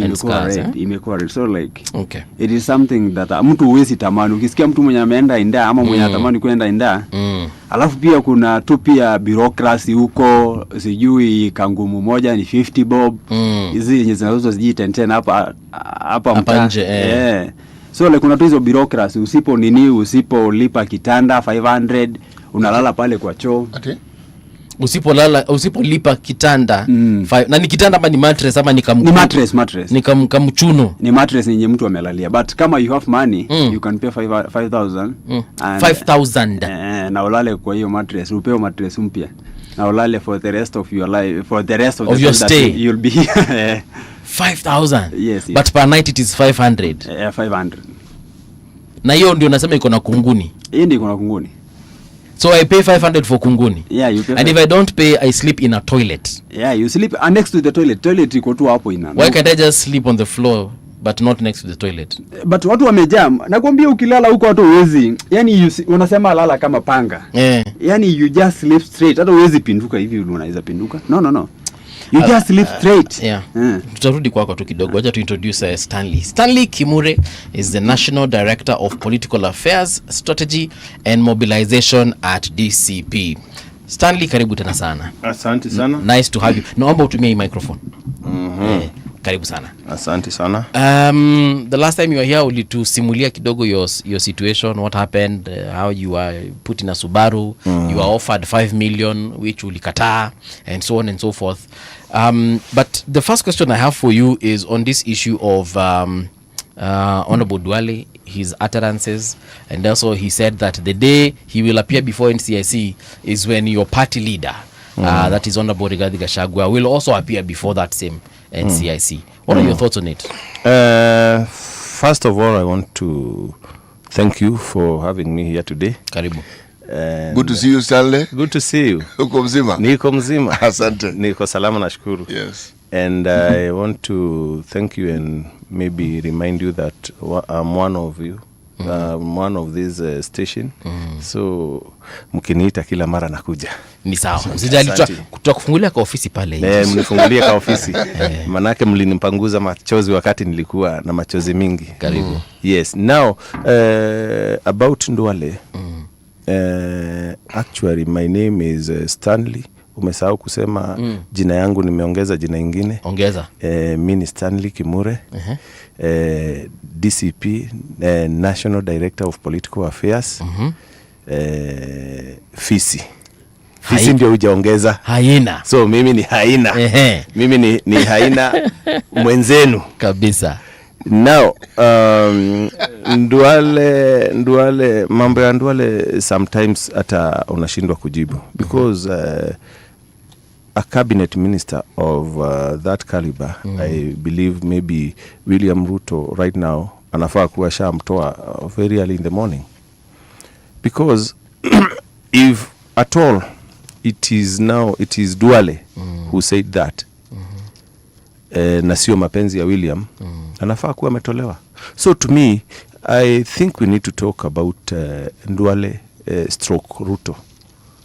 Hiyo ni Ndwale alitoa kwa mdomo, lakini ni mawazo ya William Ruto. Lakini Ndwale haja appear before NCSC. Yeah. Ndio ajitete or any other authority that inaweza sema kwa kweli this is what because he spoke in his language. Me, I don't speak that language, but there was a translation that was given nonetheless. Yeah. What I want to say is that we have a government that has so many, I don't want to call them names, but watu ambao hawajatimia kukua kwa hizo nyadhifa. Okay. He said that he will appear when my party leader Rigathi Gachagua will be summoned there. So he said that he will accompany. It's like he was saying that he will accompany Rigathi Gachagua. He has now stopped to be or ceased to be a minister according to him, and now he is behaving like a person in the streets. And actually not a person in the streets, a person who doesn't know what he is talking about. Rigathi Gachagua amekuwa nchi hii akiongea hiyo maneno huyu anasema kama kuna mambo na NCIC ndio inafaa kufanya hiyo kazi. Ye anafanya kazi yake ya waziri imemshinda. Ameshindwa na mambo ya SHA, ameshindwa na mambo ya mahospitali, huku hospitali hazina machine za kutibu za kuangalia watu magonjwa ya kansa na ile magonjwa mengine. Lakini anaenda kuongea matamshi kama hayo. Vile naweza sema ni ya kwamba hafai kusema ataenda mwingine akienda, kwa maana hiyo si kazi yake. Kazi yake kama amekuwa summoned ni kuenda kusema vile alisema. Otherwise we don't need to have hiyo commission kama waziri mwenyewe ambaye anafaa kutii sheria, ambaye is a long serving lawmaker. Hawezi kutii. Hautufai kukuwa na hiyo, na nikumaanisha sasa mahali wanaelekeza nchi hii ni banana, wanataka kuifanya banana republic whereby we cannot allow them to do that. What I want to say is that Kenyans are watching. Kenyans are listening to some of these leaders. Okay. And they will have their day come the 10th of August 2027. Wakati watafanya this administration to be a one-term government led by the president and his troops. Yes. DCP literally has the name democracy in its title. And when we consider what happened in All Kalau, DCP won, and congratulations to the winner, to the candidate who actually got that title of Mheshimiwa. Now, if we look at some of those trends, DCP has said that they are fighting for democracy and many other aspects as far as politics is concerned. Do we see that in the leaders that are within your ranks as DCP? Yes, first of all, that by election that we are talking about, we had nominations, party nominations, party primary list. Yeah. And we conducted them the way that there is no other political party has ever done what we did. Because we had like nine aspirants. Our party leader said that he didn't want to interfere with nominations. Yes. Because all of those people who were vying or who are contesting were his boys, his children, his people. So he said that I will not interfere.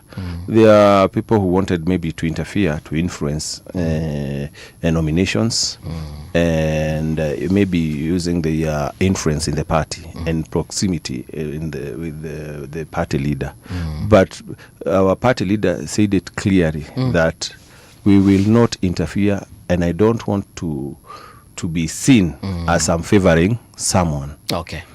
So he said that since like now our SG comes from that area, he said that SG was not interfering, but he said since he's very close to him, akamwambia unafaa enda nje ndio isionekane kama unaingilia, and he went akaenda akasafiri UK. Then he told another mzee from that area,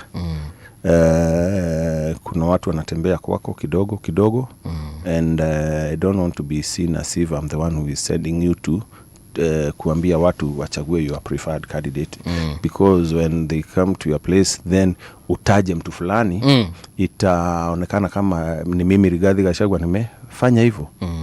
So akamwambia we nataka uenda ukapumzike kwanza wiki 2 Mombasa, your nomination iishe. That is Rigathi Gachagua for you. And he said that he alimpatia ile paid up trip, aende akaya pumzike, arudi after nominations. That's what he did. So he didn't interfere with the nominations, and that's why watu wengi walipata imani kubwa na DCP. What about our party leader? What about other people that do not subscribe to DCP? Inasemekana huko kama wewe si mtu ambaye una align na Gachagua, unaanza kuitwa traitor. Hiyo si democracy. Hiyo ni mdomo. Hiyo ni mdomo tu. It is very clear that there are people who are bent. I mean, kuna watu kila mahali, hata wewe hapa sio watu wote wanakupenda. Ni kweli. Like now there are people who impeached Rigathi Gachagua. Yes. Some of them are the people Rigathi Gachagua helped. Alishika mkono akawaingiza kwa viti. Like his area member of parliament, he was an MCA. Alikuwa na cases mingi za mambo mingi za kwake, zilikuwa zinamsumbua za kifamilia. Okay. But Rigathi Gachagua akasema huyu alipoteza bibi juzi, wacha tumsaidie akue MP aweze kulea watoto. People were against. Even call MCs from that area. They will tell you, walimwambia tumekuwa na huyu kama MCA na ni mtu stubborn, atakuja kutugeuka baadaye, ataturingia, ni mtu maringo. But Gachagua told them, wacha tumsaidie kwa sababu ya nitamshika mkono aweze kuendesha mahali nimefikisha kama MP, aendeshe na mimi ndio aweze kusaidia watoto wake. Okay. So people watu hawezi kosa kuongea, watasema anazuia, but there is one thing I also want to say pia. Please say.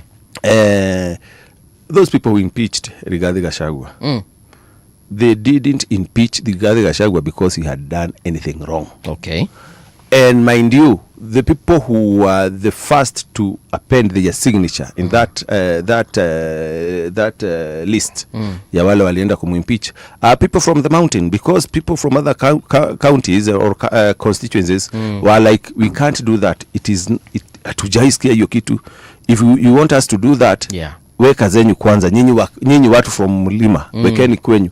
Ukiangalia hiyo list, top on the list were people from the mountain. Okay. Kwa hivyo those are traitors. They are traitors because how can you, ukiwa na akili nzuri, kuondoa kiti ya deputy second in command, deputy president of the republic, wewe mwenyewe ndio unaenda kuitoa, na hakuna kitu ambayo imefanywa kubwa kuliko ile ilikuwa imefanywa na William Ruto. Gachagua hakuna kitu alikuwa amefanya mbaya kama ile William Ruto alikuwa amefanya ya Uhuru. Alikuwa anamfanya madharau, anafanya nini, lakini Uhuru Kenyatta, he was a gentleman enough, hakufikiria mambo kama hiyo. Now ile kitu nimekuambia nataka kusema ni pesa zilitembea. Okay. Walipewa pesa waweze kumtoa. And I have a witness. Hata sasa nikipelekwa kotini, I have a witness in the name of Junet Mohammed. Na evidence, not just a witness. No, I have Mohammed atatoa nini? Atakuja na evidence. Alituambia hata accountant alikuwa Cheruiyot. Okay. I'm quoting one Junet Mohammed. Alisema pesa zilitembea. He was fighting someone huko Western. Anasema naona hiyo ile kanyumba nimeona huko kwako. It's a day before yesterday, ile kanyumba nimeona huko na ile pesa na ile kitu ulipata kule hailingani. Inamaanisha Rigathi Gachagua alinunuliwa pesa mingi sana, millions and millions of money. So now what I was saying is that hakuna mtu Gachagua akona shida na yeye. Wale wanasema akona na hiyo maneno umesema ni wale ambao wanatafuta njia ya kujirudisha kwa wananchi so that they can be seen as the saviors of the and most people were saying that ni wale walikuwa na fitina. So hakuna mahali our party leader anapenda watu. Mimi amenitoa from nowhere. Amenilea sasa. Hiyo muda nimekuwa na yeye amenilea, ameniachilia kuja kama mahali kama huku, hata aniulize unaenda kusema nini. Amenipea ile democracy kulingana na ile democracy. Amenipea ile democracy, ile kitu ananiambia ni to stick kwa sheria. Tusiende kufanya mambo ingine, and that's why wajaweza pia yeye kumshika. Sisi ndio huwa wanakuja kuhangaisha hapa kule, lakini wajaweza kumshika kwa maana watamshika waseme nini na yeye. Sasa kushika Rigathi Gachagua ni kama kushika, na unajua ni kama kushika mlima yote, kwa maana sisi according to us from Mount Kenya we are saying that it is Rigathi Gachagua, it is the mountain that Ruto impeached. He impeached mlima, and now if you want to talk to people from Mount Kenya, we have a gate. That gate is one Rigathi Gachagua. Hiyo ndio mlango ya kuingia mlima, na umejionea. Stanley, nataka nikuulize because sasa turudi sasa kwa abductions na arrests, because both of you have that in common. Your ordeal, did it shake you, and are you feeling as though maybe you need to tread more carefully going forward? Yeah, I do that. I don't go the way I don't like the way I used to do. I do things differently. Okay. But I'm a Kenyan. Siwezi kuhama Kenya. Nitaishi Kenya. And as I told you the other day when I was here, and I've been saying that everywhere, nimeenda hata hii wiki nimeisema sana, ya kwamba if like now nimeogopa kuongea kwa sababu ya yale mambo nilifanyiwa. Itamaanisha hakuna mwingine ataongea, kwa sababu wataona mtu akifanywa hivyo anafanywa, na kuna watu pia wamewahi fanywa hivyo na wananyamaza. But me what I can say, siku moja whether utagonjeka, whether utakuwa mtu umelala umekosa kuamka, kuna siku itafika tuende binguni. Ni kweli. So Mungu kama ameamua wewe utaenda na hii njia, hata ufanye nini hauta change unless unajua utaenda kwa hii njia. Ndio sasa uombe Mungu akusaidie usiende kwa hiyo njia. Kama mimi sasa naomba Mungu sana nisaidie nisiende na hiyo njia yao magaidi ambao pia tuwezi vile tulisema tuwezi ongea maneno iko kotini, lakini wamefail pia kuja kotini, wakubali kuja kotini kwa maana wanajua hawana evidence ya mambo zile walifanya. But I can tell you without fear of contradiction that mimi sitawahi nyamaza. Kwa maana Mungu hajaninyang'anya mdomo. Wakati utasikia nimenyang'anywa mdomo na Mungu, nitakuandikia nikwambie, sasa nitachukua kalamu nikuandikie nikwambie, bro, mdomo yangu Mungu ameninyang'anya. Kama unataka nifanye kitu ya macho na masikio na mapua, hiyo nitafanya, lakini mdomo nimenyang'anya. Sai Mungu in fact nasikia niko na sauti nzuri kuliko wakati ule before. Sawa. So Yelel, same question. You have been in that situation now, you've said several times, Maru umekuwa inda and so on. Has it shaken you? Has it changed your what is it called? What is in your heart as far as pursuing democracy and basically a free Kenya in your version perhaps is concerned? Actually, there is this thing that I have called democracy. I call it democracy. Okay. Because as what I know, it's not democracy. I don't, or maybe it depends on how someone's interpret democracy, maybe in Africa. Okay. Because when you see what is happening in Kenya, what happened in Tanzania, Uganda, a country like Cameroon, actually that's not democracy. It's just like the people, the autocrats, have took democracy and deprive on their own way. But it's not exactly democracy that we have been told. That democracy is about liberty. Democracy is about freedom.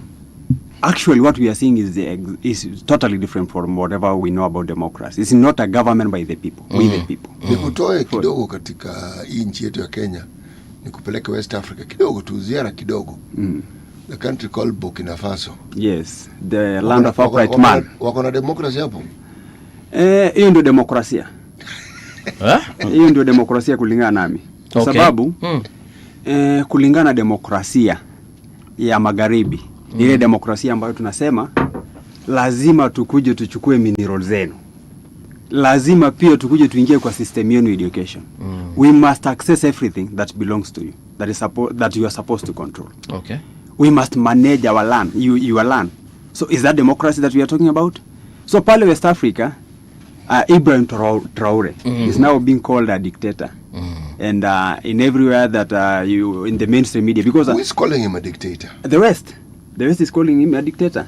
The France, the British, they are calling him a dictator. Even the mainstream media, because unajua pia they use those big media to control the propaganda. Propaganda runs the world. They know it very well, and they are really invested in the propaganda, because whatever they tell the public is whatever they want. It's whatever suits them.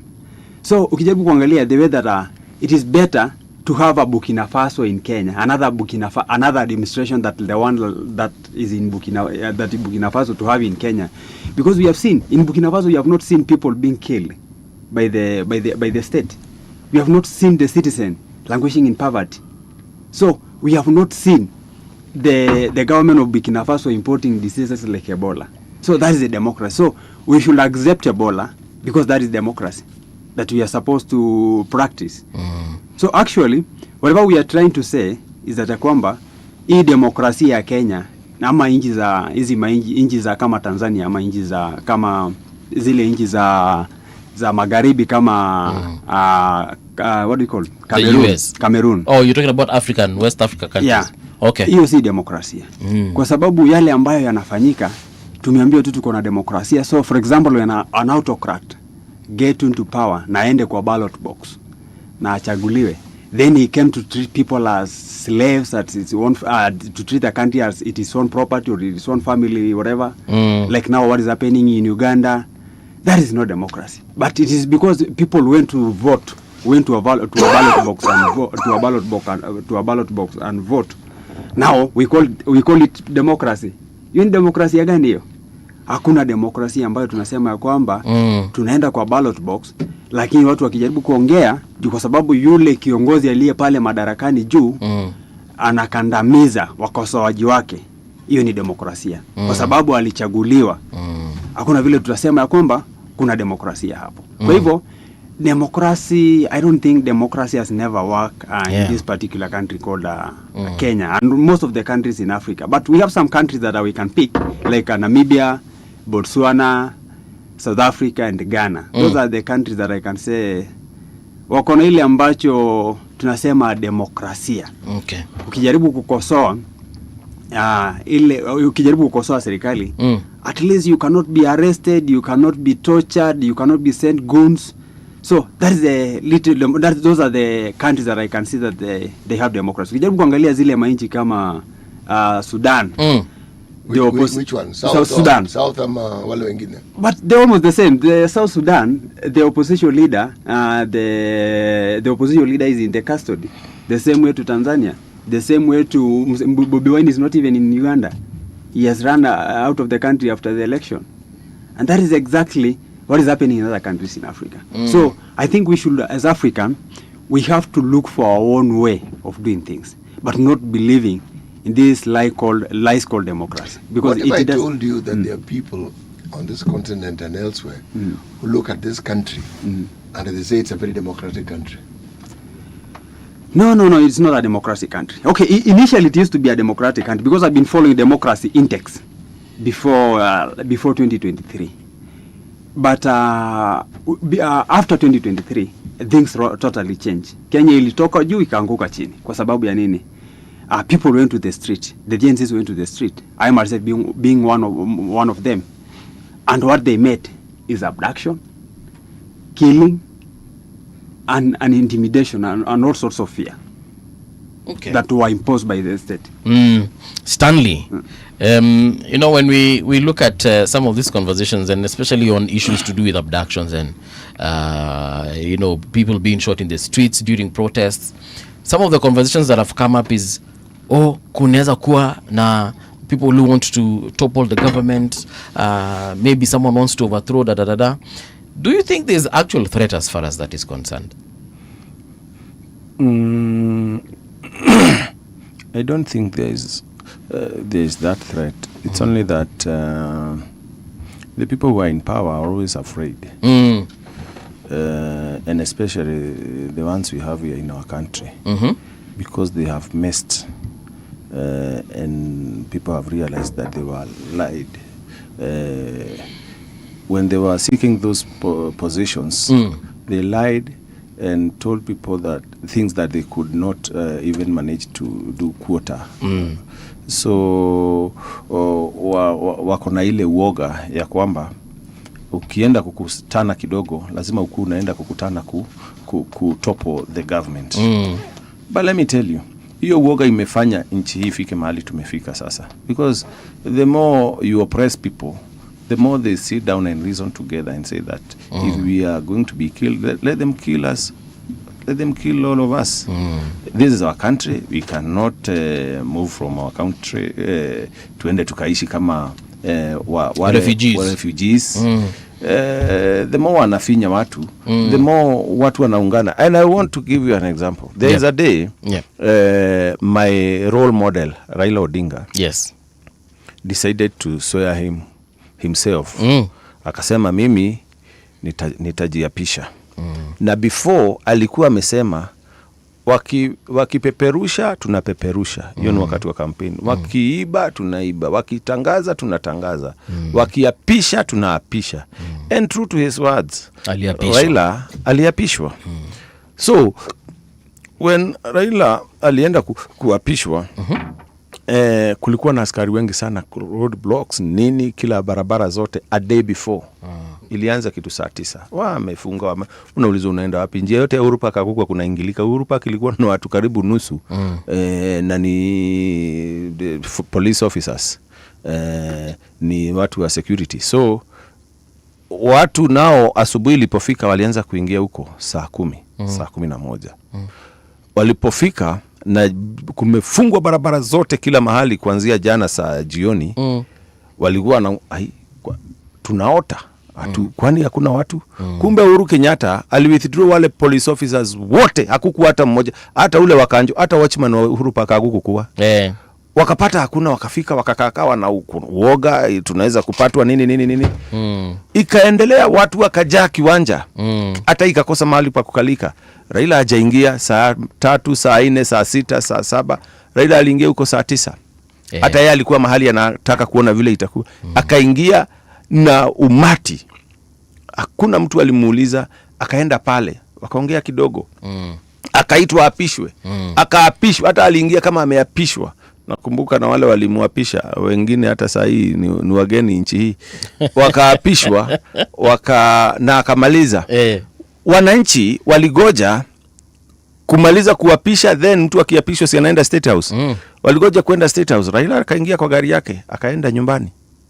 Hiyo story ikaisha. Na hapo ndio after walienda wakashikana na Uhuru Kenyatta, wakakuwa marafiki, na handshake ikaingia. Wakakuwa marais. Mmoja alikuwa national president na mwingine people's president. Na wakakuwa marais na wakaendelea, kwa maana wisdom ile Uhuru Kenyatta alitumia. Alitumia wisdom ya hali ya juu, na nchi haikupiganwa, hakuna damu hata moja ilimwagika, hakuna mtu aliuliwa. Imagine kitu kama hiyo, na ni treasonable, unajua kisheria. Of course. Lakini Uhuru hiyo mambo kwa sababu ya kutaka kushikanisha nchi. Nikwambie hivi, kama William Ruto anaweza kukubali kusikiza divergent views, na kubali kukosolewa, yeye ni rais, yeye ni mtu amepewa kazi na wananchi, akubali kukosolewa, itafika mahali watu waanza kumhurumia, waulize ala, sasa huyu hata tunamwambia hivi hafanyi kitu. Kama Kibaki mlikuwa mnapiga kelele, baadaye Kibaki ananyamaza tu. Inafika mahali anasema sawa, nilisikia mlisema hii ni sawa, nyinyi endeleeni, hiyo ni mambo yenyu na tutaendelea namna hiyo, endeleeni kujienjoy. Sasa huyo mtu amekuambia nini? Kwanza tulikuwa tunacheka na hiyo story inaisha. Kibaki anakuja tena anaambia watu sasa, hata alikuwa anasema niliona huyu alienda huko akasema yake na akamaliza yake na akaenda nyumbani. Na mambo namna hiyo, hakuna kitu ingine itafanyika huko, manake sisi lazima tukae hapa. Watu wanapiga kelele wengine hapo, anawaambia wewe mavi ya kuku. Watu wanacheka, amewatusi lakini wanafurahi. Hata walikuwa wanapenda kuitwa mavi ya kuku. Kubavu. Alafu anasema wewe pubavu, muangalie huyo dereva wangu huyo anaendesha gari. Wewe ni bure sana. You know, ile mambo yote mlikuwa mmempangia Kibaki, mmeachana na yeye. Anaenda na Kibaki hata saa hii anatajwa na kila watu wa sisi watu wa upinzani tunamtaja, watu wa serikali wanamtaja, unless wale wanataka kuonesha mambo za ukabila ati hakufanya, lakini alifanya mambo na hiyo uvumilivu. Yes. Now tukakuwa na ile tolerance. Mimi naweza kuadvise William Ruto. Watu wanamwambia fanya hivi, hata kama yeye ni wa kufanya hivyo, lakini anaweka na wengine afanye. Haimsaidii, ni kumharibia na muharibia. Juu the more kulikuwa na Koigi wa Mwere, kulikuwa na Kenneth Matiba, kulikuwa na Charles Rubia, kulikuwa na huyu kina Jeru Kathangu, kumekuwa na George Anyona, Chiburo Atsuma, walikuwa wanapigania nchi hii. Kukakuja mtu anaitwa James Orengo na mambo ya mageuzi ya kina Shemo Chuodho, kina Moses Mwei ya ule wa Gatondo South. Najua mimi nilianza hii mambo kitambo bila kama sina ID. So nawaelewa. Sasa Raila Odinga, huyu amefungwa hata miaka mingi, miaka kama 9 bila nini yoyote, mashtaka yoyote. Sasa tuko na Rigathi Gachagua, tuko na Stanu, huyu wako hapa. Tuko na John Medhu, yule ambaye wa the famous guy wa na kuheshimu lakini sikuogopi. Tuko na wengine wako huko kina Cleophas Malala. Umegandamiza watu, lakini wengine wanachipuka. Utaua wangapi? Utagandamiza wangapi ndio uweze kunyamazisha watu? And at the end of the day, hii ni mpito. Sio wewe wa kwanza kuchaguliwa na kuenda nyumbani. Wengine wamekuja wamechaguliwa na wameenda nyumbani. The only difference between you and them is that they served their 2 terms. But you will not serve, people of Kenya will make sure that you serve a 1 term. You will be a 1 term president, a 1 term administration, because of what you have done, because you have messed the lives of our people. Kibaki hakusema mahali mtu apigwe risasi. Alisema ukikosa kazi enda nyumbani. Akalete mambo ya infrastructure, akalete mambo ya masomo ya bure. Mtu anaitwa Uhuru Kenyatta ameongeza mambo ya masomo, akaongeza pesa, akalete Ebduafia, akalete Linda Mama, NHIF ikakuwa inafanya kazi. Hizi vitu zote hawa waliingia wakazibomoa kwa sababu atizililetwa na Uhuru. Wanasahau Uhuru hakuleta azitumie. Hata Uhuru labda hata hiyo NHIF yanalipa AR na zile zingine sitaki kuzitaja. Insurance zile za nguvu. Inene case hata analipiwa na serikali. Wanasahau ya kwamba ni Wakenya walikuwa wanafanyiwa. So wanataka kuzibomoa. Na ndio unaona wana make decision kama ile ya HELB tumekuwa tukiongea kuihusu. Sasa wameibadilisha mara sijui 7. Tena imerudishwa. Na watu si wajinga. Tunajua whatever this government is doing ni kwa sababu ya uchaguzi wa 2027, lakini tuko na date na wao na tutawaondoa kikatiba. We know what they are doing. It is not itoki kwa roho ya kuwaongoa. Kwa hivyo mambo ya kugandamiza na kufanya nini haitafanya watu wanyamaze, watu watasukuma. Stano, wakati umeisha. Mankuyo, nitakupatia some 10 seconds utupatie your parting shot as we say kwa heri to the show. Kitu hii ningependa kusema ya kwamba hii nchi ni yetu, na ningependa niongee na wale ambao tunajiita Gen Z. Hii nchi ni yetu. Na saa hizi tunaona tunaelekea uchaguzi. Tunaona wale wanasiasa wale wa KANU, tunaita KANU orphans. Ambao tulipigana mwaka wa 2024. Tukaona yale mambo yalijitokeza. Na tulikuwa tunasema we are leaderless, partyless, lakini kwa sasa tunaona maandamano zilizokuwa zinafanyika miezi zilizopita zimekuja zikakuwa overtaken na watu wengine ambao hawajui tulianzia wapi. Wale watu ambao wamekuwa kwa zile serikali ambazo zilipita hawakutusaidia. Na ukijaribu kuangalia, kulikuwa pia na ukiukaji wa haki za kibinadamu. Kulikuwa pia na ukandamizaji wa haki za kibinadamu wakati huo. Lakini hakuna chenye walifanya. So ni kwa sababu saa hizi, na ningependa kusema kwamba ni wezi wamepigana, ni yule kuna wale fizi wawili wamejaribu kukula ugali. Ile ugali mmoja akauma ugali kushinda nani? Yule mwingine. Kushinda yule mwingine. Vita ikaanzia hapo. Kwa hivyo ningependa kuambia wale watu ambao ama wale wanajua Kenya ni nini ama wanapigania nini. Kuna watu wajui maskini, wanasiasa wajui maskini ni nini. Wanatembea na magari makubwa hapo. Hata wajui saa zingine unapata wajui prices za bread, za zile essential commodity. Kila siku wanatumia bread lakini hajui price. Kila siku wanatumia sukari lakini hajui price ya sukari. Hao watu wajui. Kwa hivyo in case wapate tena power yale mambo yatanini yatajirejelea tu. Okay. Kwa hivyo kama tutaungana kama wa Kenya tutakuja kuangamia wakati wa mwisho. Kwa hivyo lazima tuungane na lazima pia tujenge nchi pamoja bila uoga. Hata kama kuna hizo masubaru, kuna hizo marest, pia kina Kimathi walipigania pia nchi, kulikuwa na hizo kulikuwa na wazungu nini, kulikuwa na hizo propaganda, lakini hawakurudi nyuma. Kwa hivyo pia na sisi hatuwezi rudi nyuma kamwe. Okay. Yeah. Thank you so much Stanley, and thank you so much Mankuyo. Parting shot niseme tu kitu moja, niseme one sentence. One sentence ya kwamba watu wa Kenya walionyeshwa na Olkarau 2027 tupige kura na tulinde kura zetu. Kwa hivyo tusiogope, tugojee 2027, hii serikali Mungu atatusaidia, tutaiondoa. Asante sana.